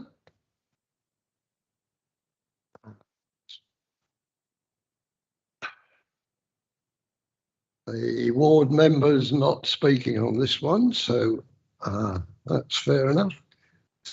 So ask the officers if they have got any comments to make at this stage before we start questions. Refer to I mean, there's quite a lot of points being made, so I'll just wait for specific questions if that's okay, unless you want me to clarify anything specific right now. Right, councillors, you've heard that we'll go into questions. Councillor Placey. Sorry, Jacob, I'd like you to clarify what the parish councillor has just said about the difference in the floor area. Yeah, so I mean, a lot of points have been made. We cannot verify those calculations made by the parish council because we just we deal with the application as submitted, and we've had regard to the plans. I think what the first thing to point out is, yes, we've included the slide, but members will be aware and very mindful that this is the presentation. The presentation is simply the presentation. That should be seen and looked at and considered as part of the committee report in front of you. What is a fact is that the new build dwelling will be larger. It's going to be larger. It will be, in terms of exactly how much. That's a point we can debate about. Ultimately, fundamentally, what we advise you to think about, and what the debate should revolve around, is whether this is a suitable replacement building, having regard to the site, the immediate context, the wider context, and the planning history here. One key thing that has been put forward to us is from the applicant themselves, is that the main reason for opting to go with this new build is to do with sustainability reasons that will enable them to implement a dwelling with a far improved sustainable energy levels and higher specification. It is frankly also for that reason that we've included that condition 5, because there's clearly a commitment, but we don't have that details. We don't have the details as part of this application in terms of how this far greater energy efficiency levels will be achieved. Hence why we've included the condition, but I'll defer to my manager because there may be a different element to this. Thank you. Thank you. So just to confirm, the original application 21 of 1957, which is the conversion from office garage to a 3-bed dwelling, which is, if I just double check myself, a full application, so not a class application for approval, it was a full application, and that had a floor area of 155 square meters. Now, that's the understanding of what that floor area was. The floor area you're dealing with in this new full application is 166 square meters. So you are dealing with 11 square metre increase. So there is a difference between what we have approved as a full application and this application. And as I understand it, that measurement is correct. If we're proven later that's wrong, then obviously the application we approved today doesn't go ahead because the figures would be wrong. But ultimately, that is what I understand the differences to be as we have taken. I'm going to go back to the point the agent made about the planning condition number 5. Yeah, he's actually got a good point. So I'm going to admit this one. So ultimately, this is the creation of a new dwelling. So we would seek to apply this condition to seek renewable energy scheme.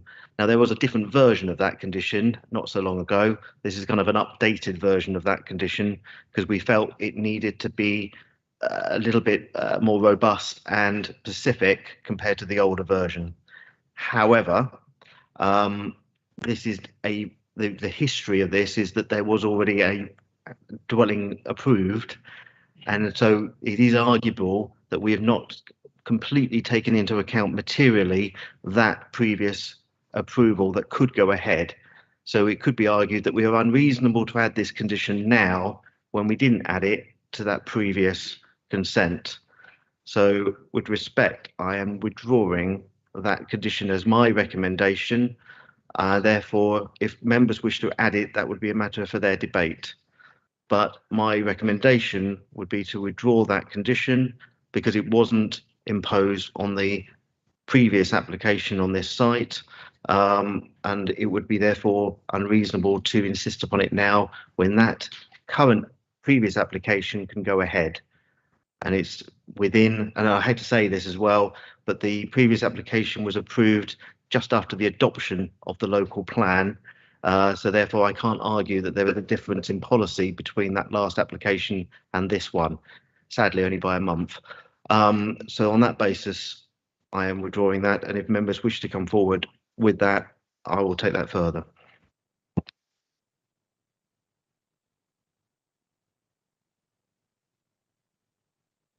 Thank you, Chairman. Just coming back on that point there, we are constantly told on the committee that we look at each individual application on its own merits. So I hear what you say with the conditions that were set previously, but this is a new application. So, I mean, I beg to your, or bow to your expertise. But is it not the case that we view each application on its own merits? So if it's deemed by the committee that that should be in place, then we could condition that? So every application on its own merits also means the material consideration of the merits of the planning history of that site. So, do you know what? I think it'd be a very interesting debate if it got to appeal, whether it's reasonable or not to impose that condition at this stage. But I'm going to go with the cautious approach and take it from there. Okay, I'll as I said, I'll bow to your expertise on that. The point made by the parish council chairman, Mr. Edwards, regarding the size and increase, and I know you've already come back on that. There were 2 points that I picked up on. One was the sort of the lean-to area, which isn't really sort of floor space as the building that we saw today. It's a lean-to area, so you know the increase of 55%. I'm presuming that has gone into that calculation, and also the significant difference is that there's 2 stories. You know, there's 2 as it is now. You know, there's a second story there where somebody was, I think somebody inhabiting it now. I believe that was what was said on site. But you know, is that where that difference is, or that calculation? Plus, also, what I would say as well is looking at this, and I understand his point about the size of on the screen there, and he's absolutely right. But the image that we're looking at here, it shows a dotted line which is very clear of the old footprint and the new bits, the extra bits. So that's correct, is it? And that's, that what the image that we're looking at in terms of the expanse size of this, like the 11% increase, is that's what that points to, those extra bits outside the dotted line. Yeah, so we, like I said earlier, I cannot, as I'm sitting here, verify that 55% increase quote that's been quoted earlier tonight, because I don't know how that's been calculated. However, what I can do is I can point out the facts to you, that in terms of what we see here. So this dotted line plan has been provided. So again, we need to be honest about these things. So the garage of the proposed dwelling will be located to the east, facing Crow Lane in this area here. So you will notice that the dotted line extends beyond the garage. So that suggests to me that the calculation provided by the applicant's agent, that 155 square meters, includes the lean-to. So that suggests to me, and I think that's a reasonable assumption to make because of the dotted line. And then you have all the facts, well, in addition to that, I think the illustration of this dotted line superimposed over the proposed floor plan is fairly accurate. It is fairly accurate, and that is what guided us as officers to reach that conclusion, that the increase in footprint here and floor area is not considered to be significant, and also having regard to the site and the context and the fairly sylvan nature and character of the site and area, as well as that condition seeking the retention of the conifer hedge.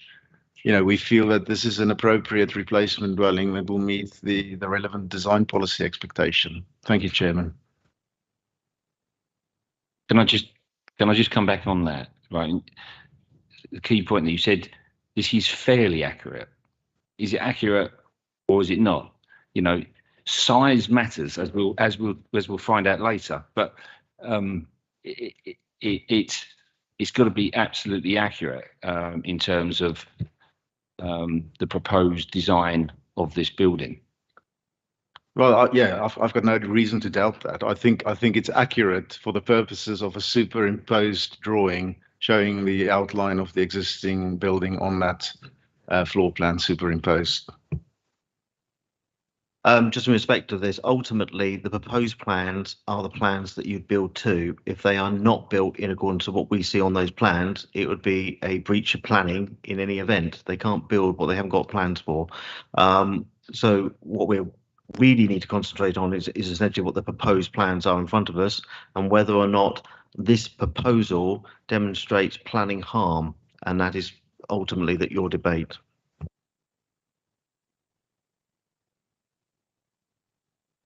Councillor Baker. Thank you, Chairman. If I can just come back to condition 5, and obviously I take your point, and I think it would be unreasonable to impose it because of the reasons you've stated. However, what's written in there is what we should be looking to achieve on all new builds, I think. So could it be, and Mr. Green mentioned about electric car charging point, is in the application, which is good to see. But maybe this could be, if the committee agreed to withdraw this condition, can we put some of that as an informative as an aspiration that we would like to see in when this property is built? Thank you. Do I need to answer that? I will just go over the previous application and just pick up if electric charging point was included, but I can't see any reason why we shouldn't be putting that forward at the very least. But bear with me and I'll double check.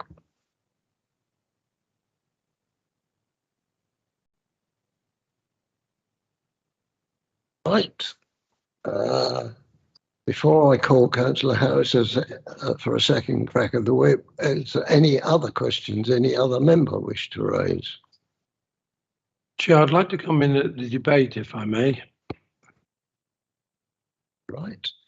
Then Councillor Harris. Okay, thank you, Chair. Can I just confirm that the height increase is half a metre?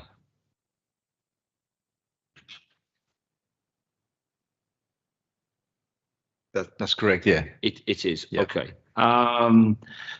One of the considerations that I feel that we have to consider on this committee is, particularly if we're going to go against officers' recommendations, is what happens at appeal. What in your opinion would be the likelihood of defending this case if this committee was to turn this down? I think any inspector will go through the same steps as we are doing right now, and as per, follow the same kind of thought process that we are following with this one. And you'll recall with the one at the January committee, it's a different scheme. That was an agricultural building, so completely different, but it's the same thought process. So the inspector will have regard to the planning history. The inspector will determine and look at the case on its own merits, but as part of that, like John said, they will look at the planning history. I mean, it personally, if you've asked my opinion, so personally, I would say to you, I think it will take a brave inspector to having regard to the site characteristics and the area and the treed nature of the site, and the fact that we can control some of those things, and the fact that it's a single-story dwelling with a pitched roof. I think it will be a brave inspector to dismiss. Well, I can't really say. It's difficult. Planning manager. Thank you. In respect of your earlier question, Councillor Baker, there was no electric charging point conditioned on the last application, but in this new application, in the planning statement, it clearly says that there will be a charging point installed within the garage. If you wish to condition that, I see no reason why not, for the avoidance of doubt.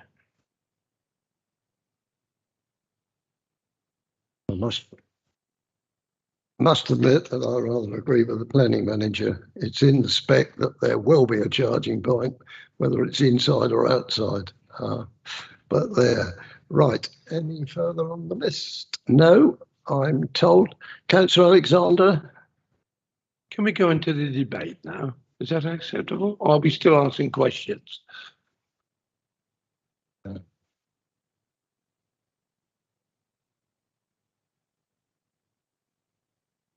Debate. Yeah. Sorry. Debate. No. Right. I think take the point. If I heard Councillor Alexander right, he said he can't see any point in the debate. We can go. He wants to go to debate. I beg your pardon. Yeah. Sorry, I'm mutton Jeff tonight, but I think it's Royal Naval Training. I tend to take notice of the skipper rather than the rest of the queue. It's easier to do so, if you don't mind. Okay, Chair, I'd like to in this debate is to bring up something which, after ploughing through the endless screeds of paperwork in planning on the internet, was something called the Older House. I don't know if you've seen this, in which they depict the properties built from the 30s up to the 50s, which were absolutely appalling, apparently, and then from the 50s onwards, where there was a disregard for insulation, single glazing, because there was no alternative at the time. And one of the things that came across to me was the recommendation that in some cases, that it would be better to demolish a property and rebuild it up to the modern standards to get the very best, the benefits. it would reduce the carbon tonnage through antiquity of heating within it. And I think a part of this falls in it. Now, I don't see anything wrong with this application as it lays, and I agree with the officers. I see no discrepancy in the paperwork, and I agree with the officers, and that there isn't at this point. However, that could be shown later on through another source. So on that, I'm going to recommend approval as laid out by the officers. Very grateful. Now, do I have a seconder for approval? I do, Councillor Guglielmi. And so any further points anybody wishes to raise? Councillor Baker. I'm presuming that the proposer and the seconder are happy with the planning manager's suggestion that condition 5 be taken out, and also that a condition 5 be inserted just to cover the electric vehicle charging point, to make sure there's no doubt. Thank you.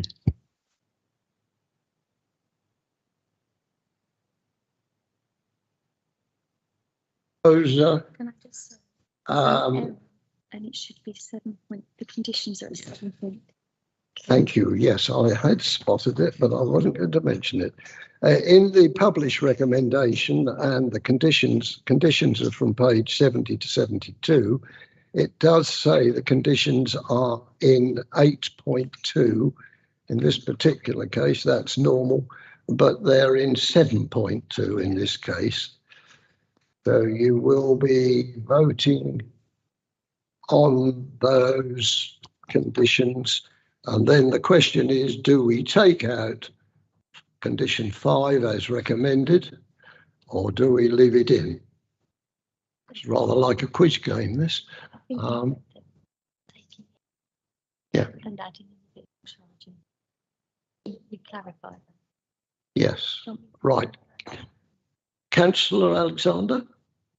Sorry, Chair, I must have missed something along the line. I thought Councillor Baker had said subject to the removal of 5, but in 5 putting in the charging issues, which we, and I think the seconder agreed to.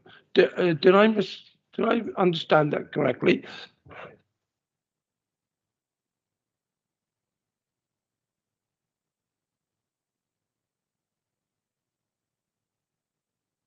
Repeat it yet again. Those in favour, please show, and we'll do it with a show of hands again. And that is unanimous, therefore it is approved. Thank you very much. Now, I'm mindful we've been going for a couple of hours, but I think the next one probably won't take too much time. So we'll do application number 20/00377. That's land north of the cemetery, Burrs Road, Clacton. We'll do that one and give notice that we'll have a break immediately afterwards. Right, in that case, I'm not sure it's the planning manager's got this one. Mr. Payman G.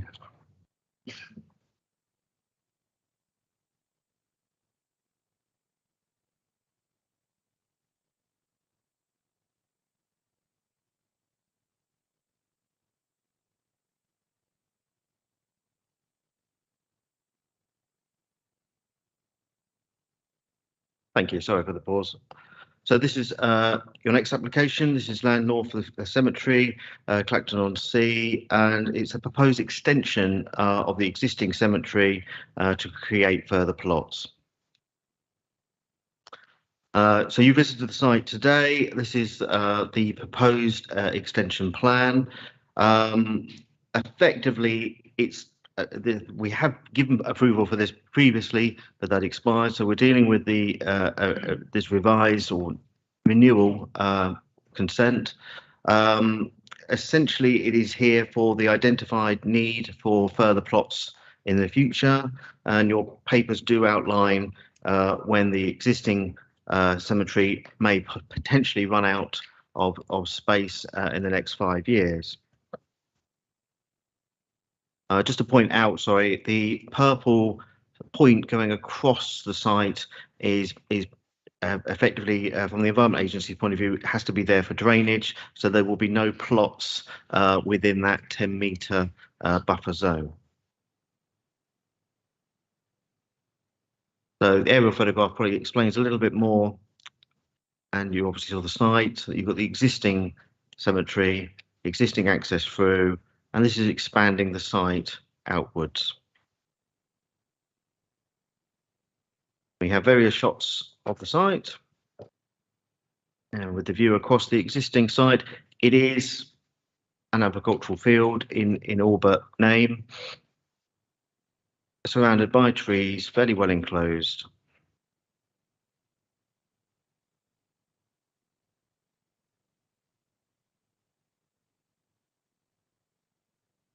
And just to point out other nearby sites, the one in green is the current site. Got that right? No, wrong way around. Sorry. The red one is the expansion, and these are other sites within the area. And also, they are compensation sites for biodiversity net gain as well. I get that right. Okay.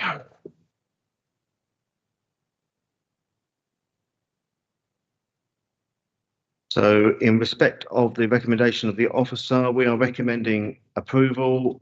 This is an allocated site, and it's been known that it's going to come forward for some time. There is significant biodiversity improvement being added to the proposal, all of which have now been agreed. And essentially all the major points of planning consideration, from flood risk, amenity, highways, are considered to be acceptable. And of course, there's a fair amount of work in terms of drainage and surface water drainage as well, that will be going down to the ditch as shown on your screen. I guess I've lost my papers. I do apologise. Here we go.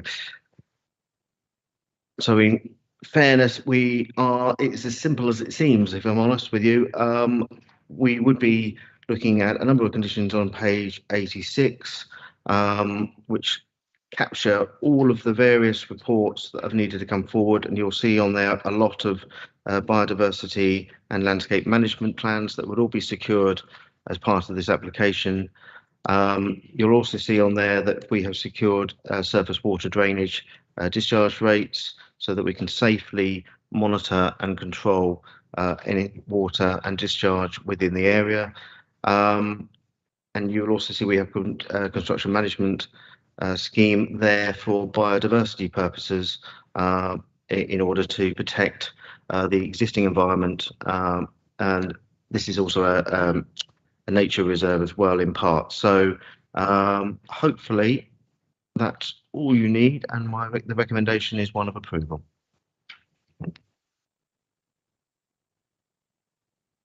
Thank you very much. Now, public speaking, we only have Mr. Ian Taylor, Head of Public Realm, of course, because it's TDC are the applicant.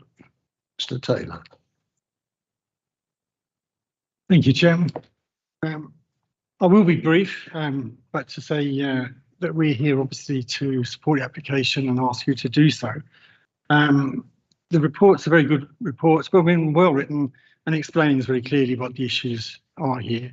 The Clacton Cemetery is seeking to extend, because we are getting worryingly close to full capacity at the moment. And one of the reasons for that is we've worked so hard to meet all the conditions necessary for the extension that it has taken time. Our consultants that were appointed to help us through this have worked diligently on this. It has taken time, and now there is some degree of urgency in terms of trying to get this on the road, so to speak. The mitigations that have been sought, we are confident that we can meet. It's really mostly around the biodiversity net gain aspects of it. Because the area is classified as lowland grassland, there are concerns that we sort of try and meet that by offsetting it elsewhere. And it's timely really, because as a service, we've been looking at this issue on a wider context for some time. So not only are we confident that we've identified sites to offset this, that our overall policies as an open space management service are such that we'll continue to increase this type of biodiversity net gain elsewhere in the district. So we're very confident we're able to meet these targets, and we urge you to support the application. Thank you very much.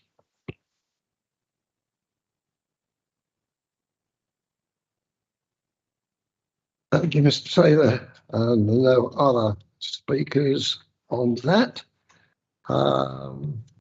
So we go to questions. Councillor Harris will be followed by Councillor Placey. That'll be quick. Questions. I haven't really got a question actually.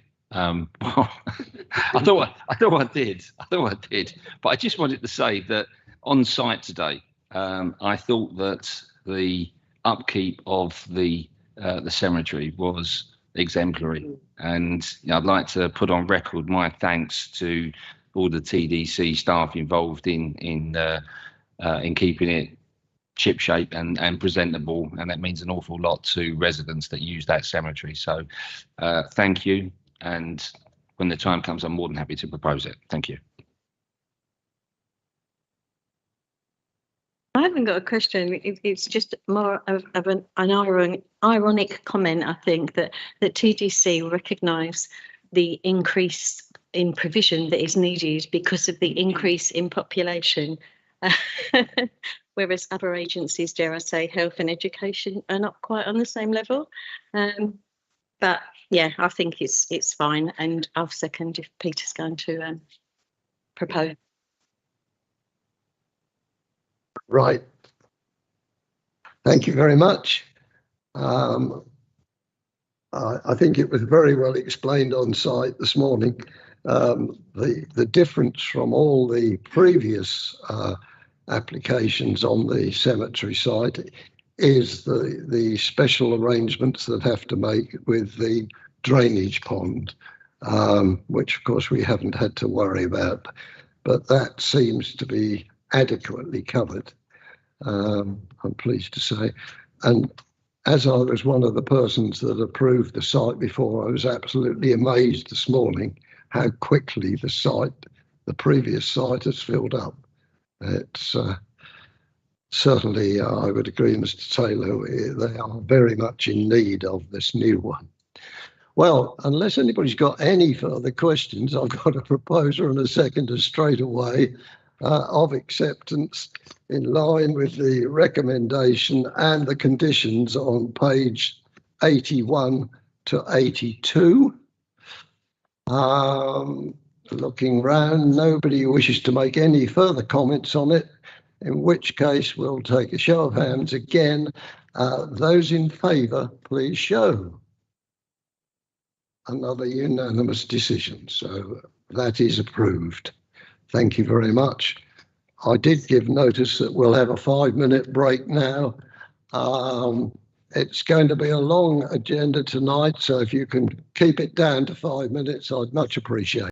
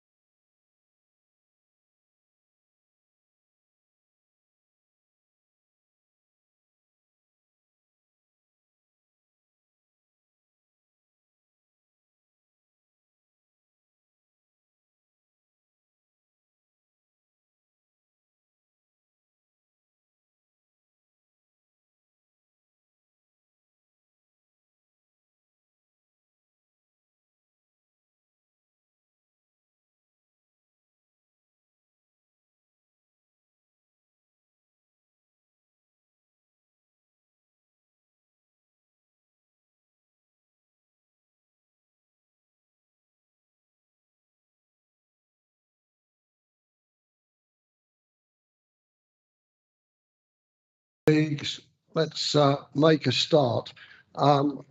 As we are only halfway through our agenda at the present moment, and you know the rule that was put on us by the full council that the meeting should finish at 9 unless we have a very good reason. I'm going to suggest that we extend it as long as you agree to it, that we carry on after 9 o'clock, and then we'll review the situation and see how well we're getting on. Oh no, we won't.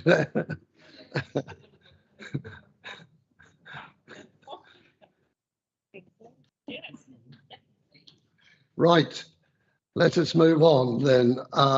This application is for application number 22-01601 full. This is for a building at the Grange, Hexford Road, Great Bentley, where you'll remember that following my guidance, the building had got 2 entrances and we chose the wrong one to go in, but there we go. We did eventually find the second entrance. So I'm going to ask Mr. Pingram, I think in this particular case, to introduce the application. Thank you, Chairman. Yes, so this application relates to the Grange on Heckfords Road in Great Bentley. The application seeks retrospective planning permission for the erection of a building to be used for ancillary storage and domestic leisure uses.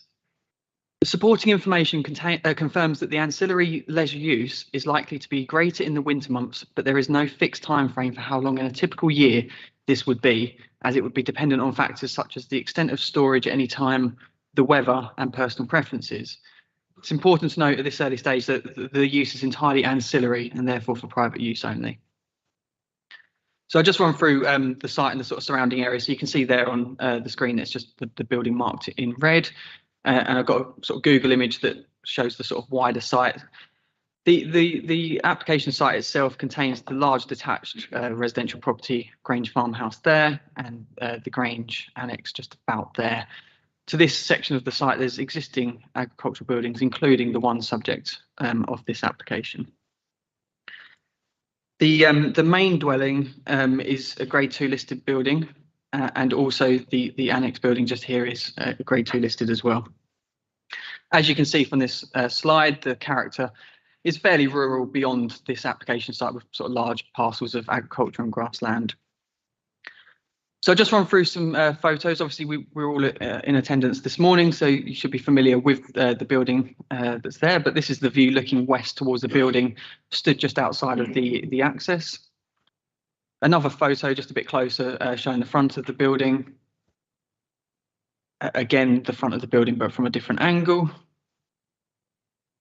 And this is it sort of stood from looking north towards the building, sort of near where the annex building is. And again, a similar photo, but this time just across the road. And you can see that there's existing hedgerow that largely blocks views to that to the building subject to this application.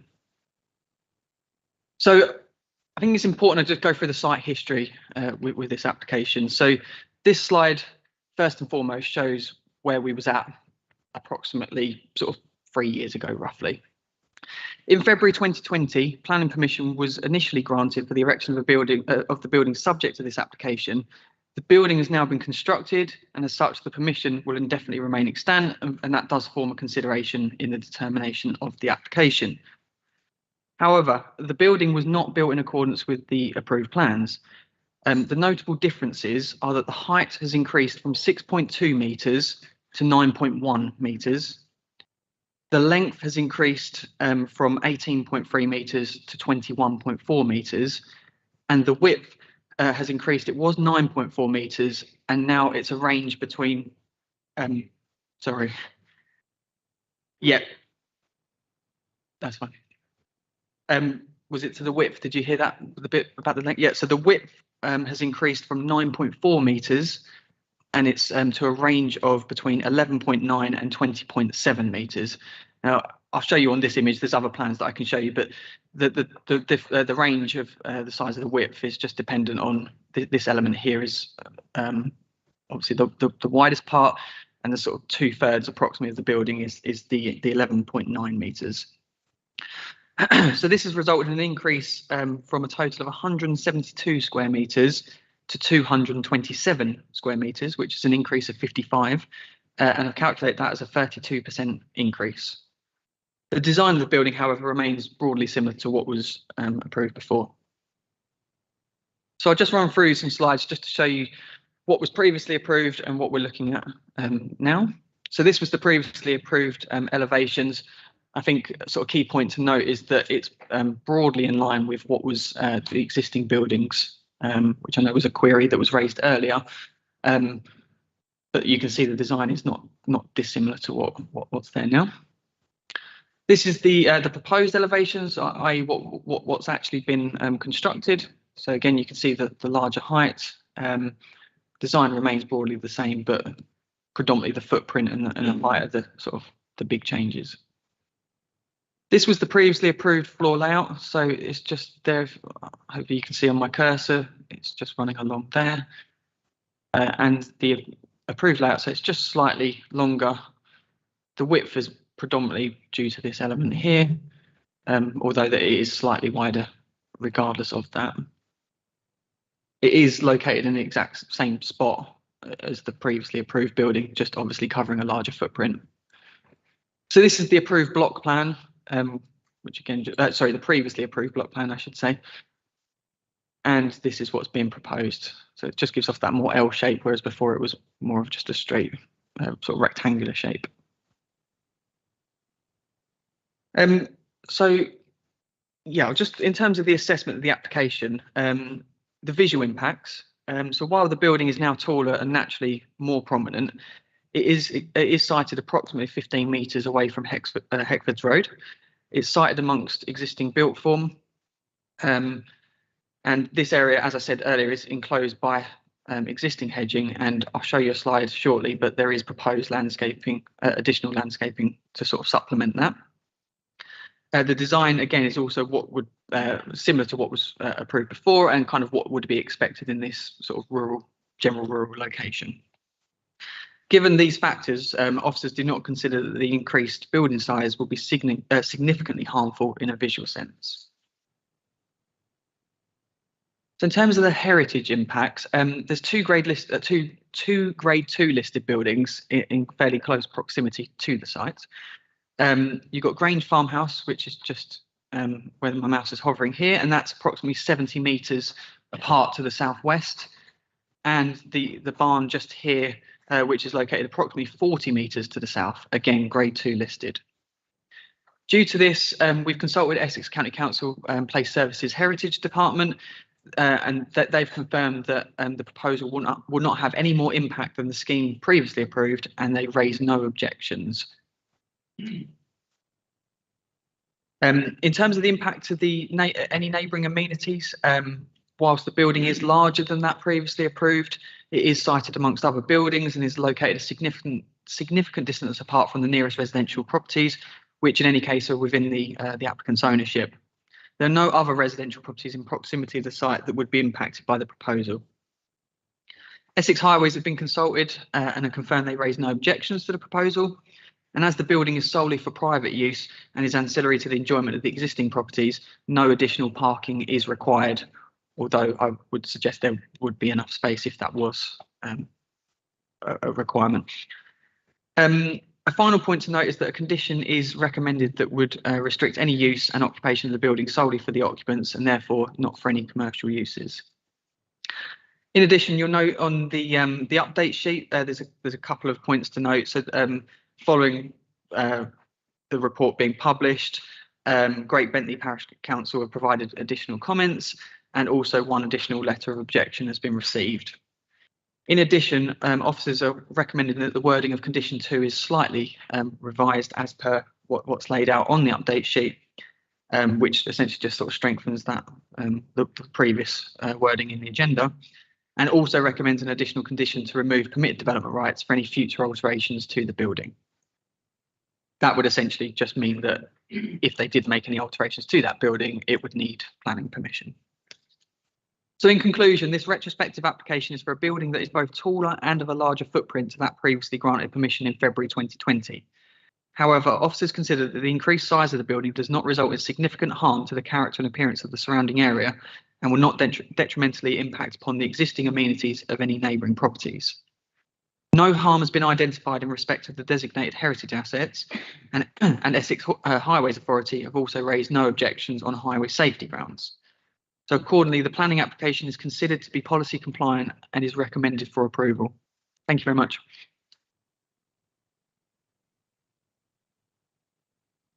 Thank you very much. Now we've got speakers on this. Mr. Kane Coleman, who understands the agents.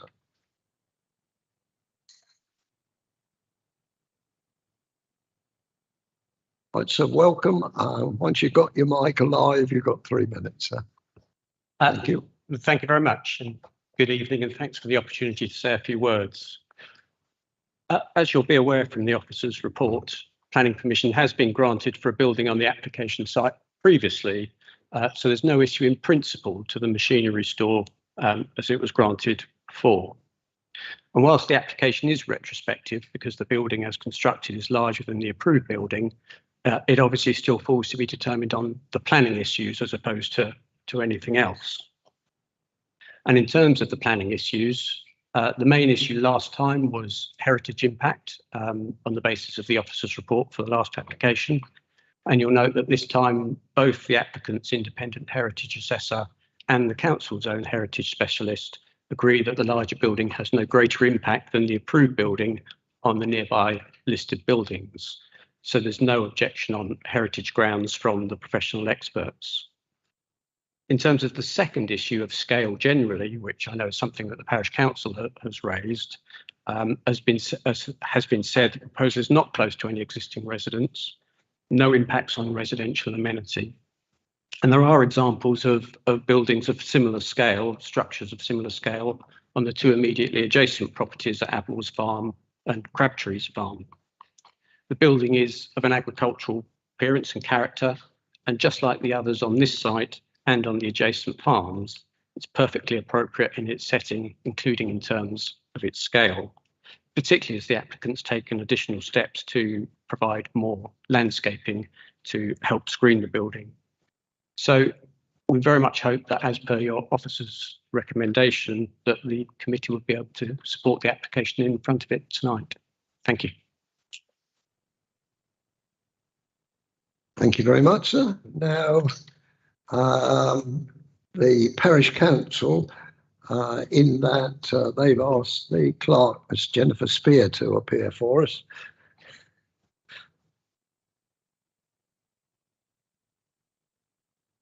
Thank you. Thank you very much. From the Parish Council, the applicant submitted their original planning application for a building measuring 18.3 by 9.4 metres with an overall height of 6.2. This application was granted approval with some conditions, one of which was that the development was permitted as long as it was built according to the approved specifications made in the drawing that was included with the application. The applicant proceeded to ignore this condition and went on to construct a building that was in fact quite a few metres taller and longer with an overall height of 9.1. This action has not elicited any comment from tendering district council planning, with no recriminations or penalties enforced. A retrospective application has now been submitted, which is what I'm here as a representative of the Parish Council to object to. This application does not include any specific dimensions, but has a scale drawing with a supporting heritage impact assessment, which states that the building is constructed in similar design, but 2.3 metres taller, which would then give an overall height of 8.5 metres. However, as the Planning Committee report highlights, they give the building dimensions as 21.4 metres long, with a width ranging from 11.9 to 20.7, with an overall height of 9.1. Either way, this shows that the applicant absolutely did not pay any attention to their original planning application, nor the conditions imposed on them for the build by tendering district council. Whilst tendering district council allow for retrospective planning applications, which we as a parish council completely understand is correct, for buildings that have been constructed without any planning application in place, what we cannot understand is how this application can be the case here. It is simply being used by the applicant to replace an already approved application that he has simply ignored. The difficulty now is that the previously approved planning application now forms a material consideration in the determination of this application, and applications are required to be considered on their individual merits. But the fact that this applicant simply disregarded tendering district council's planning process and their decision should be taken into consideration when determining the outcome of this application. If approved, it may set a precedent for other applicants to potentially do the same thing.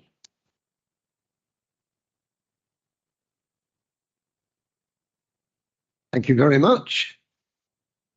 And now we have the ward councillor, Councillor McWilliams.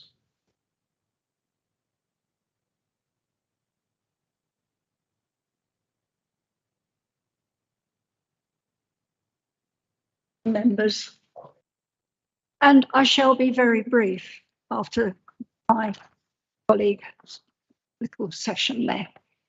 Right. The reason I have put forward this application to go before you is because the previous approved application for a construction at the site had been applied for and approved.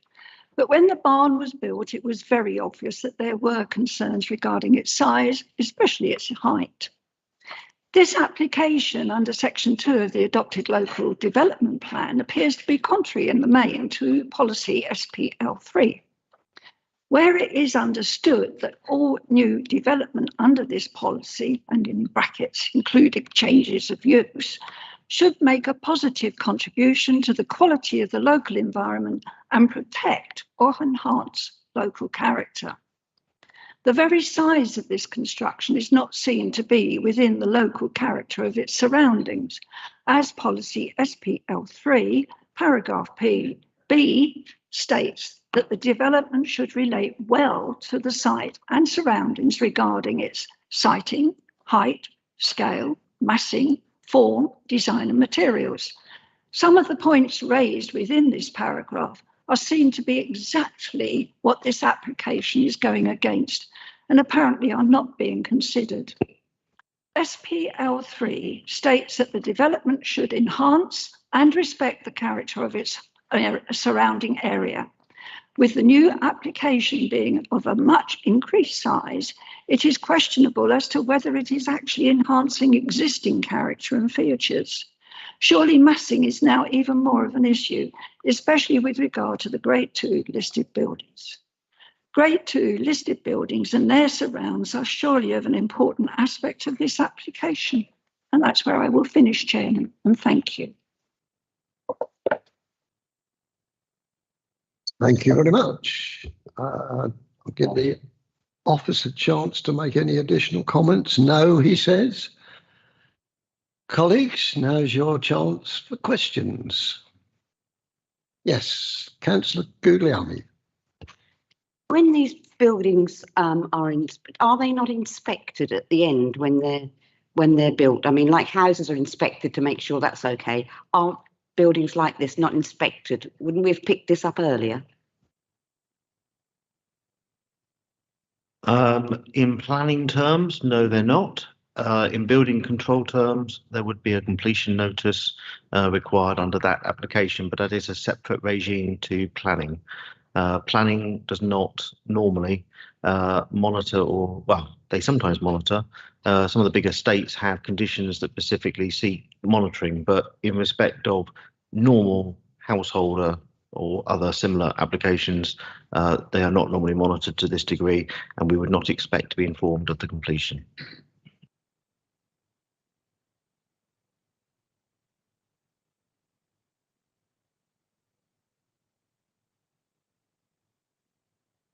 Thank you very much, Chairman. At an earlier application, we spoke about the size of the development and what's actually authorised, and you made a statement to say that, well, that's the sort of the approved design, or that's it, and they wouldn't be allowed to build anything outside that. how do we explain this one then? Well, we haven't allowed them to build it because we invited them to make an application because there was an enforcement investigation, and that application is for you to determine now. On that basis, what happens next is up to you. So, I mean, in layman's terms, I mean, you guys are the experts in terms of planning, and we are mere councillors. And, you know, to a mere councillor, it just seems that, you know, planning application was granted for a building of certain size and a certain height. And when it was granted and when it was actually going to be built, it was like almost, well, we know that's what was granted, but we're not going to do that. We're just going to build this. We're going to build something significantly bigger. I mean, we've gone from 6.2 to 9.1. That's almost a 50% increase in height. Is that fair to say? Yep, roughly. Yep. That's So it's 50% higher than what was originally considered and authorised and granted by TDC officers. And the size of it, I think you said as well, if you can confirm that there was a 55 square metre increase. Yep, so it's gone from 172 square metres to 227, which is 55, and that's a 32% increase in footprint. Okay. We also heard from the heritage report that was read out that they said, or that was mentioned, that they've said that there is no impact with this new building. I mean, it's for this committee to consider, but how can a 50% increase, something that goes from 6 metres to 9 metres, not have any sort of visual impact on the surrounding buildings and area?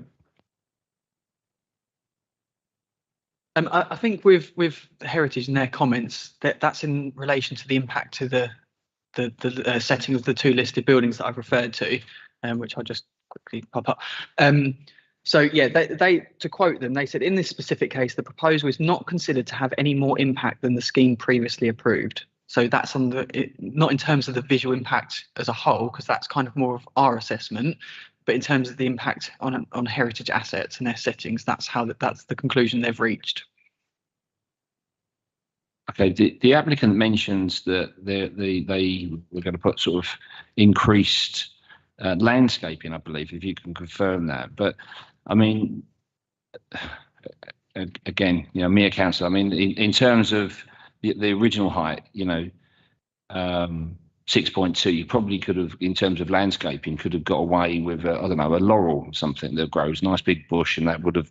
But what are we looking at now? Poplar trees or? Bear with me, I will check because I cannot read on the screen exactly what the species are, but I'll check for you.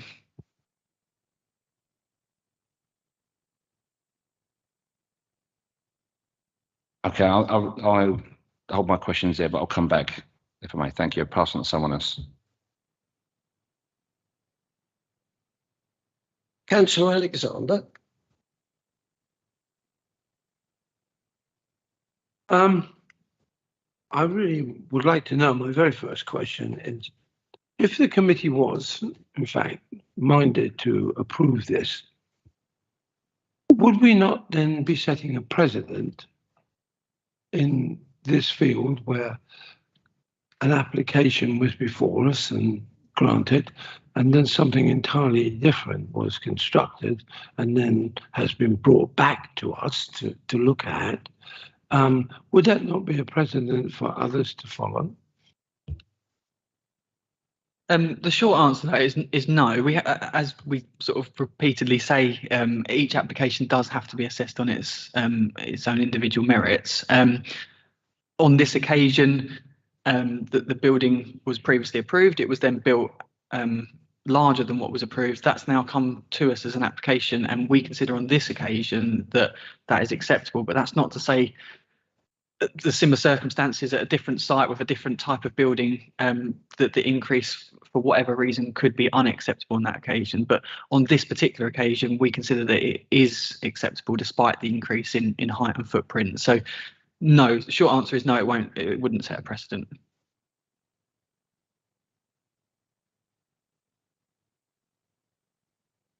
Sorry about this, guys. Okay. To me, it comes down to a basic view in my mind, and which is driving me towards my decision, is that you just spoken about heritage, but I'm looking at heritage impacts on page 97 of 6.17, which it states that proposal for new development affecting listed buildings or its setting will only be permitted where they will be protected with its special architectural or historic interest. And then it then goes on to speak about the fabric of its appearance, and incorporates modern design solutions which could also be causing harm to the special character or fabric of that appearance. Do you see that the oversize of this building is causing an effect on the fabric of the listed buildings that surround it? Yeah, I think the short response to that really is that they, ECC Heritage we don't have an in-house heritage team, so they are the people, the experts that we go to on such matters. They have assessed in line with policy PPL 9 and also the relevant NPPF policies. And all I can really say is that their conclusion is as I've already highlighted, that there will be no additional and not any more impact than the scheme previously approved. So that's where we're at in heritage terms. They are our expert consultee that we go to for that.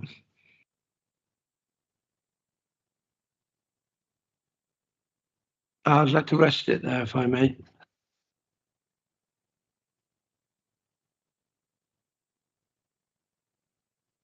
Have we the answer for Councillor Harris about the extra trees?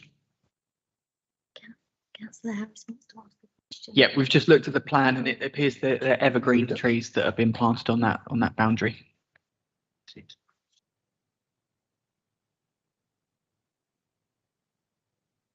Or yeah, there's one called New Plain and the others are evergreen, which is new. Is it AB's tree? Yeah. AB's tree. Yeah, sorry, I'm not a tree expert. Are they tall trees? Okay, thank you. The officer said that in a words that it wouldn't set a precedent in terms of planning applications, but could it encourage other developers perhaps to just ignore? I mean, you may not be able to answer that, but there could be other developers that think, well, actually, yeah, we've got a nice 2-bedroom bungalow that's been allowed here, so the principle has been set. But I'll tell you what, we'll ignore that anyway, and we'll stick a 5-bedroom detached house there, and then we'll come back if somebody reports us. Could that happen? Well, we couldn't sit here and say that couldn't happen because we just can't predict the future, obviously. But what I would say is, rather than maybe this being seen as sort of getting around the planning system, actually what's happened is it's been built incorrectly. It's then gone through to enforcement. It's then gone through to us as a planning application, and it's now before you as the planning committee. So I'm not convinced that this whole process, as this example, will persuade others to adopt a similar approach, but I can't guarantee that. Okay, thank you. It's been mentioned about SPL3, sustainable design. It should make a positive contribution to the quality of the local environment, protect and enhance local character, and also, let's have a look here, the development respects and enhances local landscape, character, views, skylines. With the 9-metre high roof now, does it meet those requirements? I think, as I sort of outlined in my report and presentation, there is a degree of harm with that additional height, and I'm not trying to get around that. But for the reasons sort of more detailed on paragraph 6.15, I've sort of gone into the reasons as to why, despite that increase, why officers still feel that it is acceptable basically. So there is a degree of harm, but we do not think it is significantly so for the reasons outlined, i.e. that there's distance from Heckford's Road, there's planting that's going to be supplemented with new, there's existing buildings, etc. All of those the combination of all those reasons have got to a point where I've concluded that harm is not significant enough that I would want to recommend a reason for refusal on those grounds. Thank you. No further questions.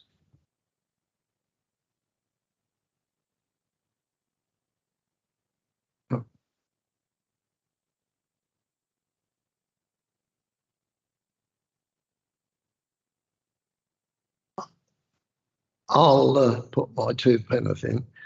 The increase in floor area, the 2 bits that are added on, in a sense, don't worry me. I think the building has been well constructed, as are all the other buildings on that particular site. But it is this 10-foot tall element, taller, that does worry me. Now, something that the planning manager just said, and whilst I agree with half of what he said, that it isn't a planning matter, the fact that building services must have seen, the parish council noticed it, why didn't building services notify us that it wasn't being built in line with the existing planning permission? I don't think we can duck that issue. I think that it should have been pointed out to us in the very early stages.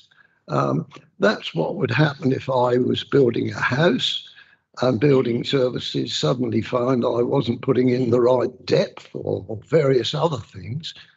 They would have attempted to stop us. But in this particular case, to put a structure up, first thing you do is put the steel work up, and it must be obvious that this was going to be at least 10 foot taller than the agreed site. Now, forgive me if I am misquoting John, but surely there should have been checks halfway through this that it was going to be bigger. For you, John. So building control is a separate regime. It's not governed by the same regulations. It is entirely different. In many respects, in other authorities, building control is completely separate from planning services. Actually, we are unusual in that building control sits under us in planning. You also need to bear in mind 2 other factors. When you have a building control application, it has its own set of plans and it can be a different proposal. It is separate from a planning application and its set of plans.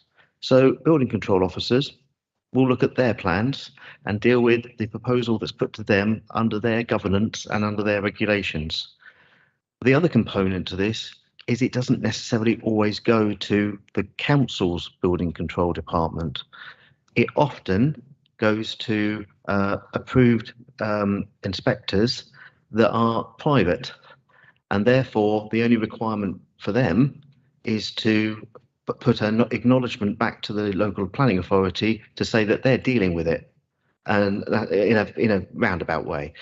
So ultimately, it is not for the building control service or any associations to police what is a planning function and enforcement function. And in this case, we have policed it because we have got an enforcement investigation that is pending what happens with this planning application. And of course, it is through that enforcement investigation that this application has been invited for your attention. Thank you for that. Yes, I am minded it's so long in the tooth until government intervention. Building section was controlled by us until they privatised that bit and put it outside. But it worries me. If there's no connection between the two at all now, that worries me. Other questions, people? No? Yes, Councillor Alexander. Thank you. I'd like to just make sure I've got this correct in my mind. We were talking about planning services. I'm assuming that when planning services is used, there is a cost to pay for the planning services from TDC.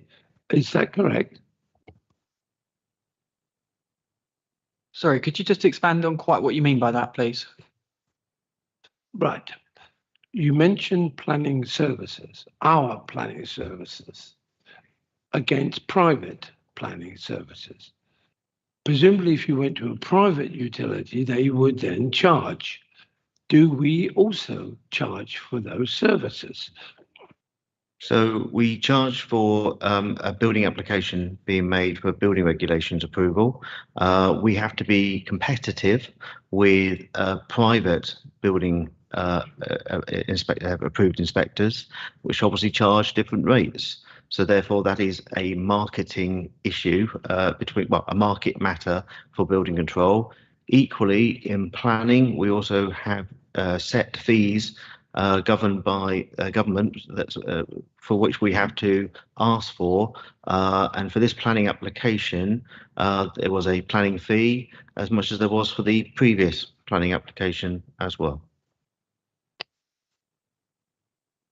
Chair, what I'm trying to establish is that the applicant in this case could have gone into the private sector to reach the same goals as what he did with TDC.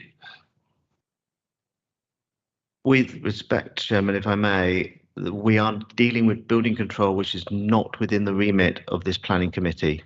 And I would advise that we need to leave that subject alone because it is not a material consideration for your determination on how they achieved building control approval.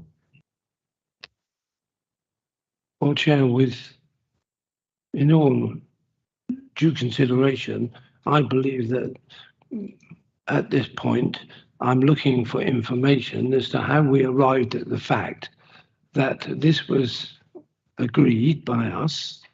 And I don't doubt for one moment it's a beautiful building. It's lovely. I'm really impressed by it.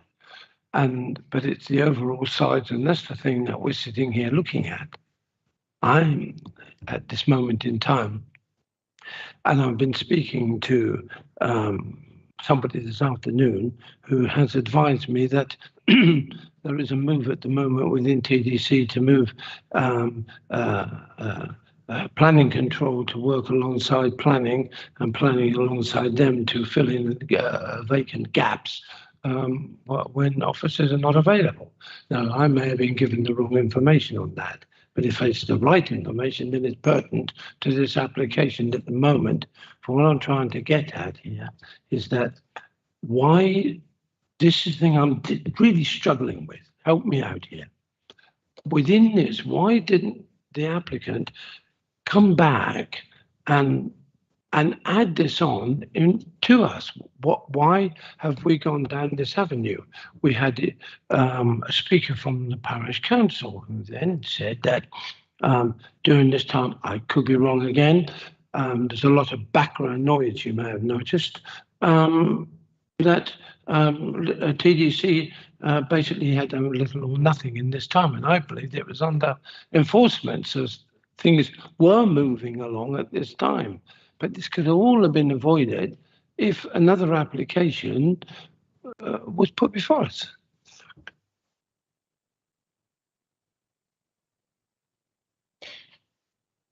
Thank you, Chair.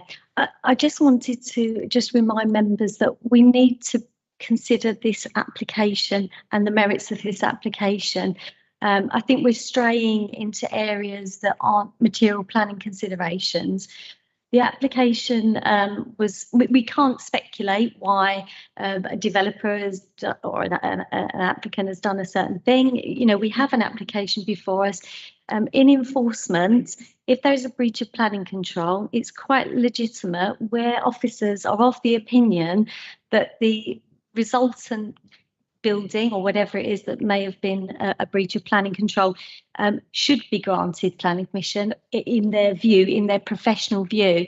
It's good practice and it's common practice to invite applications to regularise that position. And that's what's happened here. So the matter's gone to enforcement. The officers have looked at that and advice has been taken from the planning officers and their recommendation, their report is that permission should be granted. Obviously, it's for you as members to look at the merits of the case and make your own determination on that. But that's why the application is before you.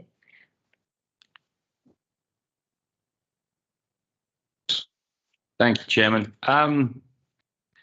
Yeah, following on from that, really, you know, whatever we think, we are looking at this particular application, this particular building. From what we saw today, firstly, the positives, I thought it was a really high quality building.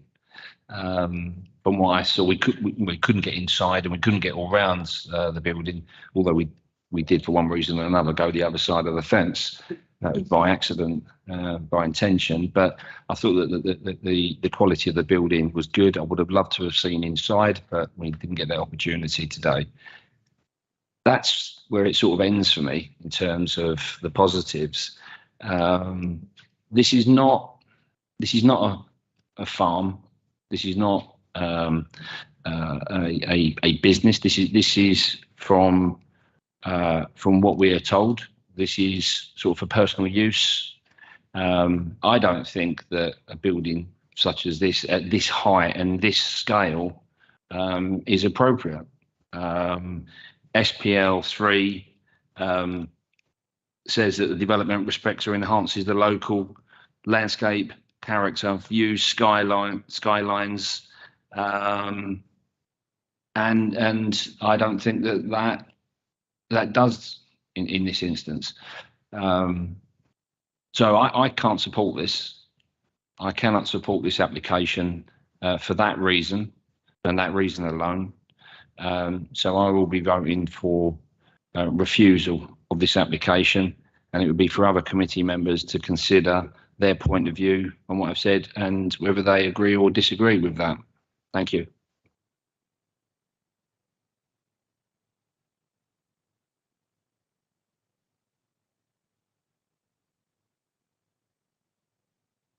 Sorry.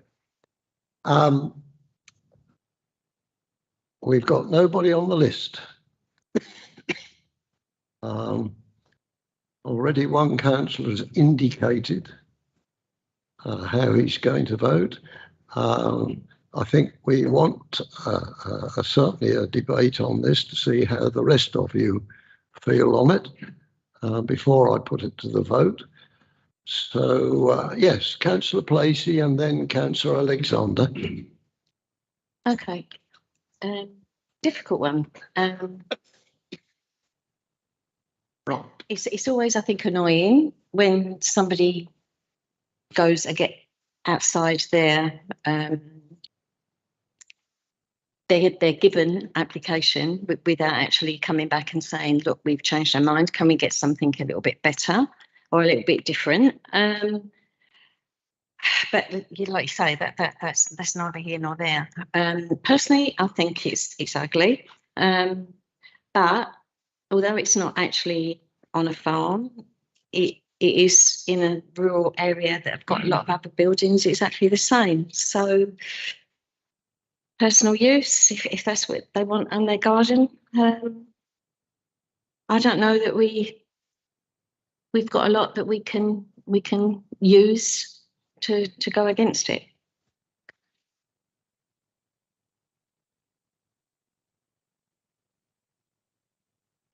Thank you, Chair. The reason I asked the questions I did, and I thank the solicitor for her guidance on this, there are areas which I might dispute to a point. However, we've got to be scrupulously fair to both the applicant and to ourselves. We must see it always from the bigger picture and judge it purely on the merit by which we see it. But we have heard tonight from the officers that it does not have a profound, in their opinion, profound effect on the through heritage. This is on the listed buildings. We have agreed that the building is of fine construction. There's certainly nothing wrong with its overall appearance. So the whole issue is, for me, is why we have got it here now when we could have dealt with it so earlier on. But then saying that, I am not going to go against this application simply because I feel that if there's no precedent to be set, we can control it in the future. As Councillor Placey said, basically what's done is done. And, you know, we're stuck with the aftermath of it. And I think that's what the main thrust of the debate is. Guglielmi? I just want to know what the implications are if we refuse this, please. Yep. So as sort of already alluded to, there is a live planning enforcement case. So in theory, if you were recommending refusal, then that enforcement would then sort of kick in. But the applicant would have the option to appeal the decision. So obviously we wouldn't. I don't know what might happen, but if they were to appeal the decision, the enforcement application would remain on hold until such time as that appeal is finalised. If the inspector agreed with the recommendation for refusal, then it will be a matter for enforcement to pursue it further. If they agreed that it should go ahead, that should be left, what was our implications then? Sorry, do you mean if you recommend approval tonight, what are the implications? If we refuse it tonight and they go to appeal and the inspector says, yes, it can go ahead, what are our implications then as a council? Yeah, none. That's like any other application. If the inspector overturns that decision, then that it will be approved essentially. No implications for this council beyond that.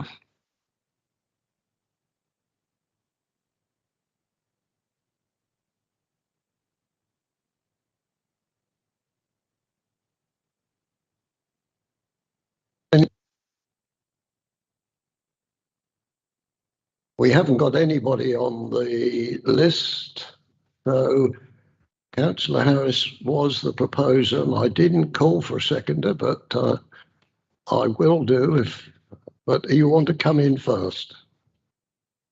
Can I just, I mean, my understanding of Councillor Guglielmo's question there is what are the implications for us, because we do have to consider the results of an inspector's decision if he goes against our decision, what the implications, particularly cost implications. I would suggest in this instance that any cost that would be involved in that would be absolutely minimal, or if any at all, because I think that we have acted reasonably in this situation. Plus also the building is already built, so there's no delays or anything like that. And then the inspector will make the final decision whether he agrees with us, our enforcement officers, or the applicant. So just to emphasise, ultimately, if a decision was taken today to refuse the application, the applicant has the right of appeal and they can appeal against that decision.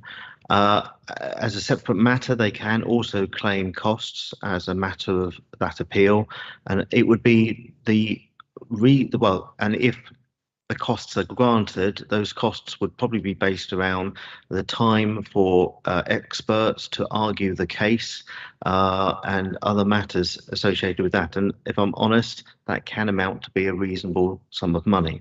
However, the basic point of a cost claim is whether or not we have acted reasonably in respect of the decision that is undertaken.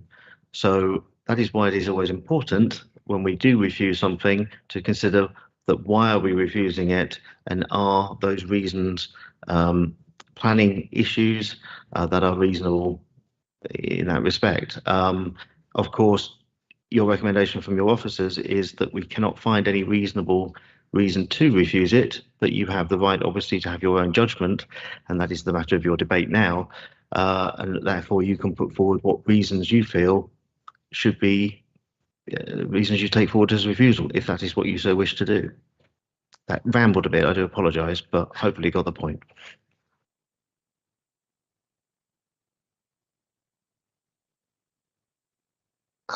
Right, I introduced my fears earlier. I don't like the 10-foot extra. I don't like the approved for it to go ahead against regulations. However, I have to say that at this stage, I would not be supporting refusal, because I'm looking at that extra 10 foot, and you've really got to search if you drive in on that Heckford Road. You've really got to search hard to see it. We missed it this morning when we went right past it, and it didn't worry me there that it was overlooking. It's on self-contained land, so I would not be supporting refusal. Right, I've got a proposer. Do I have a seconder for refusal? I have a seconder for refusal. Good. John. Could I just respectfully, in terms of what you just said, just for the record, this application is not against regulations. It has been put forward. There is nothing in the planning regulations that stops retrospective applications being made. So I know it's a very pernickety point, but given the fact that this is recorded, for the record, this is an application that is made appropriately as a retrospective planning application. That is what I wanted to say. I am, of course, your servant, and ultimately, if you wish me to assist you in the considerations of the refusal, I am able to do that on request.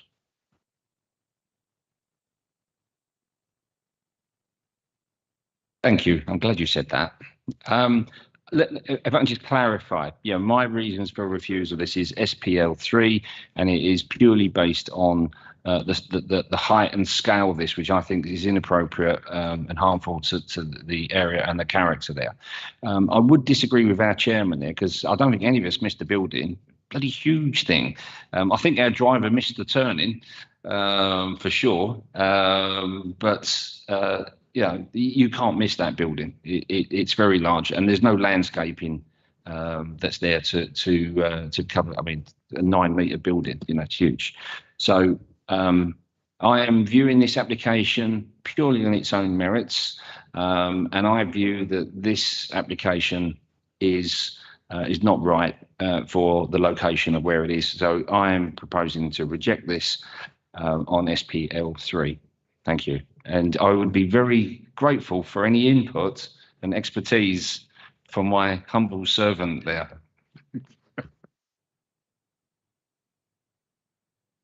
Obviously, one of my jobs, apart from trying to speed write and read things at the same time as all the questions being answered, is to prepare for your debate in your considerations.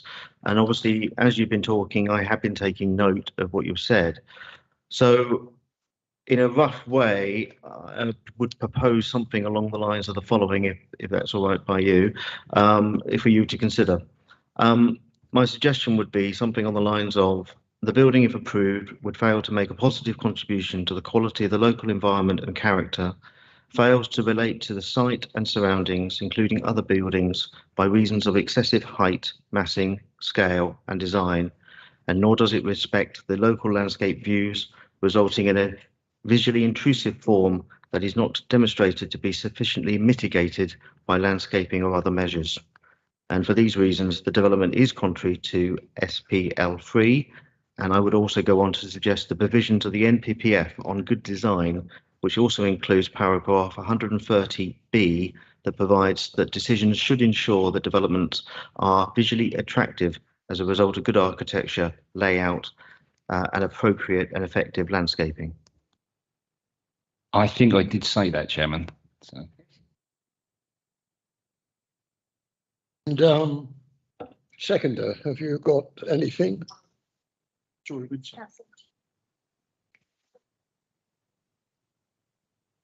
Second has got nothing. Val, were you going to comment, or did you think you were going to be the seconder? No, I thought I was going to be the seconder. I can't see that far down there. Right. In that case, I will put it to the vote for refusal on the points that John has raised, which the proposer likes. So you are voting for refusal. Those voting for refusal, please show. 1, 2, 3, 4. And those against refusal?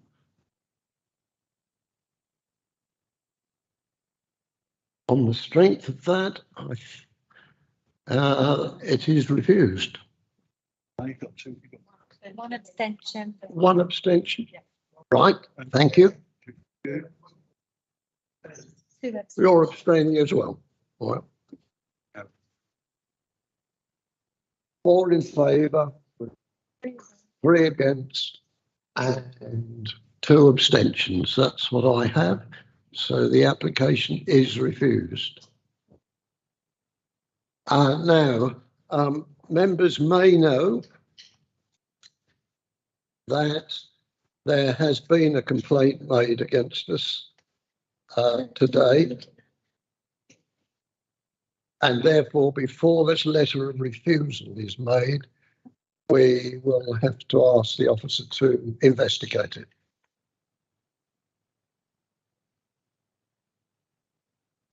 Sorry, Chairman. Obviously, I have raised that matter with you specifically, that there is a complaint. We will obviously deal with that within our complaint section. That's separate from this matter. Okay, right. Thank you very much. That's explained that. In which case it is refused, and we move on to, we move on to A5, which is planning application 22/01423, land at 72 Hungerdown Lane, Lawford. And I think Mr. Pegram's got this one as well. Thank you, Chairman. Okay, yes, so this application relates to land to the rear of 72 Hungerdown Lane within Lawford. The application seeks planning permission for the replacement of a former agricultural building with 2 detached dwellings, which is in place of 2 dwellings previously granted prior approval in March 2021. So the application site is located along the northern section of Hungerdown Lane and consists of the existing access just to the sort of southwestern corner and a driveway that sort of leads up to the actual agricultural building subject to this application. While the area is sort of predominantly rural in character, you can see on this sort of slide here, there is a lot of built form around that, but the site does fall outside of a recognised settlement boundary. I'll just quickly run through some photos. So this is the photo looking west towards the site access. This is me essentially standing at where the access is, looking down towards the building, and you can see the existing building just in the distance. That's a photo facing north towards the building. And that photo is sort of stood quite close to where the building is, looking down south to, towards where the access is.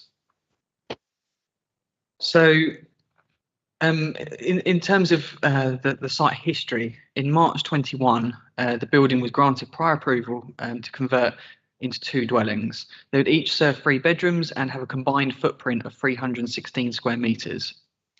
Then in July 2022, a near identical application to this currently been determined was refused planning permission. It's important to note, though, that the only reason for refusal on that occasion was due to was on highway safety grounds. The previous application proposed a new access point to the further to the east of the existing access, but this did not allow for suitable visibility displays. Accordingly, Essex Highways raised an objection and it was refused.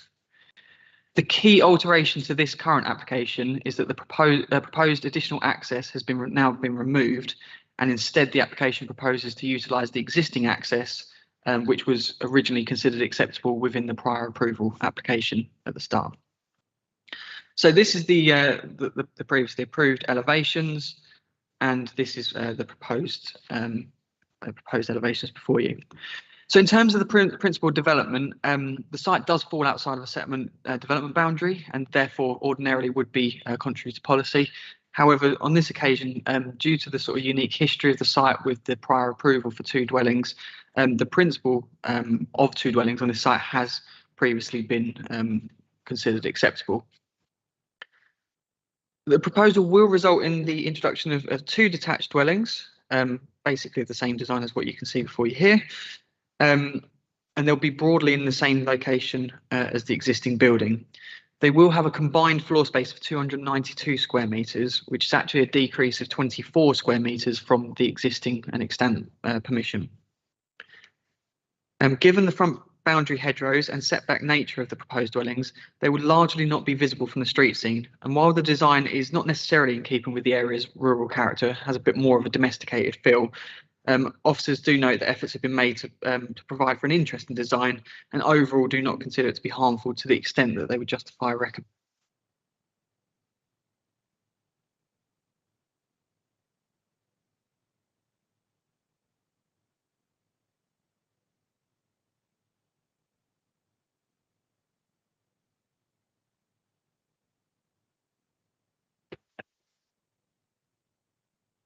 Sorry about that. Okay, hopefully this works. Right, so the key difference between the previously approved scheme and that now being proposed is that the ridge height has increased from 5.4 metres to 7.3.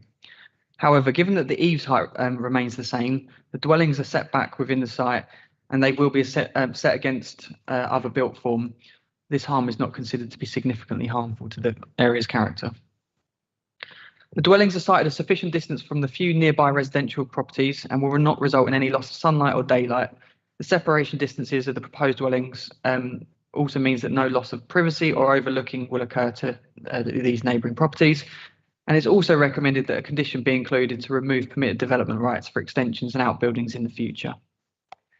In terms of highway safety, as previously said, this was raised as an objection on the previous application due to the unsatisfactory additional access. This has now been overcome by utilising the existing access in line with the original prior approval application, and accordingly Essex Highways have removed their previous concerns.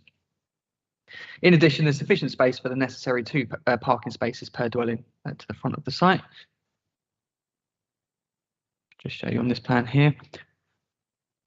So therefore, in conclusion, the proposed demolition of an existing agricultural building and its replacement with 2 dwellings is acceptable in principle following the previous prior approval granted on the same site for 2 dwellings in March 21.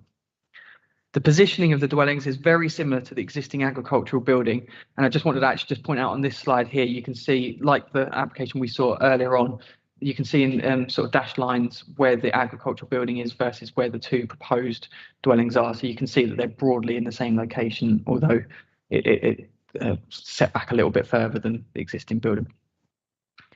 The dwellings will result in an increase in height in comparison to the existing building. However, for the reasons I've already outlined, we do not consider this will be significantly harmful to the character and appearance of the area.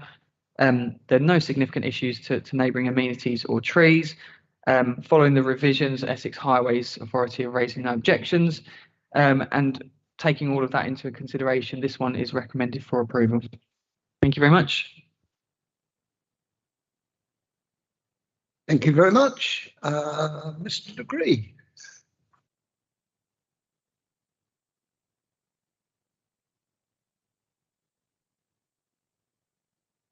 Thank you, Chairman.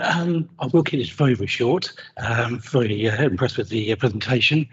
Just an aside, though, in my 18 years as when I was here, we often used to go past midnight for our planning committee meetings. So you've got it easy compared to those days. But anyway, Just to Councillor Alexander will remember, and I'm sure you will because of right. Anyway, two very small points. A question was asked at the site visit today, what's the height of the existing building, the existing house? And in fact, we've actually managed to check out on the original permission for the extension to that property back in 2001, and that is 9.1 metres high. So this building at 7.3 will be still much shorter than the existing structure. And really, I think as members saw today, in effect, it's putting a pitch roof on top of the existing building. So just producing a more traditional character to that. The other point, just very quickly, it's been mentioned several times by Mr. Pingram, is the fact that the last application was refused solely on one issue, which was the highway matters. And as you heard in debates earlier on an earlier application this evening, that is a very significant material consideration. Effectively, you can't move the goalposts, if I can put it in a very simple term phrase as that. So the issue is we resolved that previous reason for refusal, and we've got the same scheme as we had before.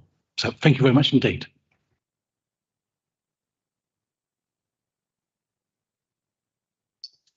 Right, I don't have any more speakers. I should have asked the officers if they got anything more to add before. Sorry, I got there quite quickly, didn't I? I am concerned that ultimately, if we review this evening, there would be an inconsistency if I don't raise this point. So on the earlier application, we removed a condition in respect of renewable energy on the basis that that was unreasonable, in our opinion, given the material planning history.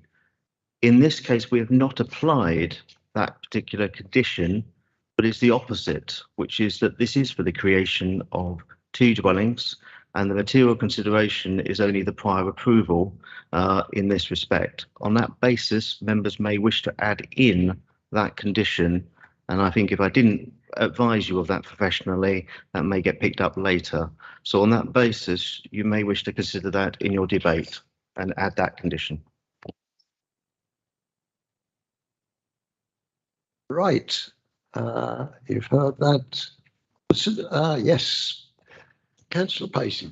Can I respond to John and say, yes, can we add that condition in? When we get to that stage, I'll do it. Are there any further questions? Yes, Councillor Harris.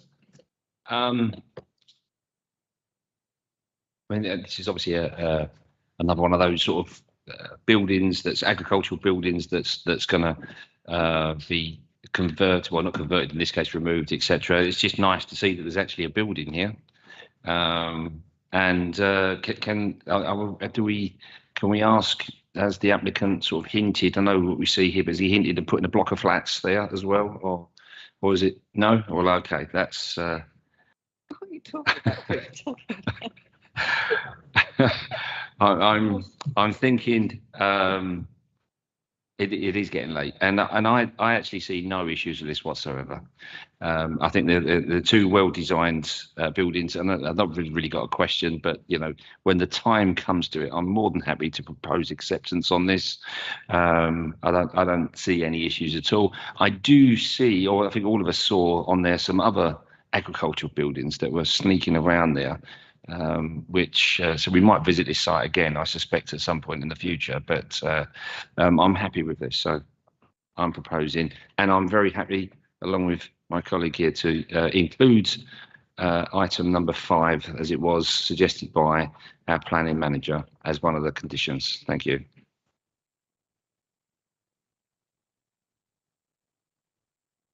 Anybody wishes to raise? Unusually, unusually, while this we get to this stage. It was the first time I'd seen this today, I have to say, even though I'm Lawford, and I have to say it'd be a welcome seeing what's going to be built and what is there at the moment. If I was living next door, I think it'd be very welcome to have what's going to be built to what's there now. That's only my opinion. Okay.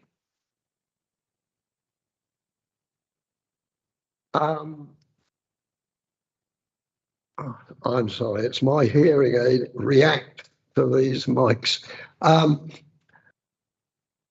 I've got obviously a fair percentage of the committee are willing to pursue it without any further discussions. And that gets nods from virtually everybody else as well. So we will move to the debate, through the debate to vote. Yeah, I'm not sure who's proposing and who's seconding it, but I took it. It's Placey and Harris between them to do both those jobs. And that is with the additional condition that the planning manager has suggested would be good to put in. Right. We'll do it show of hands again. Those in favour, please show. And that is unanimous. That is approved. Thank you very much. That brings us to the end of the applications, but we do have an agenda item number 10, which is the report from the Director of Planning. We did ask for quarterly reports on how enforcement's going. And I will ask Gary just to put it, but we are really just asked to note it. But I'm sure if there is anything that you do feel could be either improved or deleted, I myself found it a very thorough report, but I'll go straight to Gary. Well, thank you, Chairman. All I'm going to say is to confirm that that is the case. The report is before you for noting to outline the figures on enforcement. It's something that the planning portfolio holder agreed that we would do on a quarterly basis. There's nothing in there in particular that I wish to highlight, but it gives you an idea of the format of the report that we will bring forward on a quarterly basis and invite members to note its content.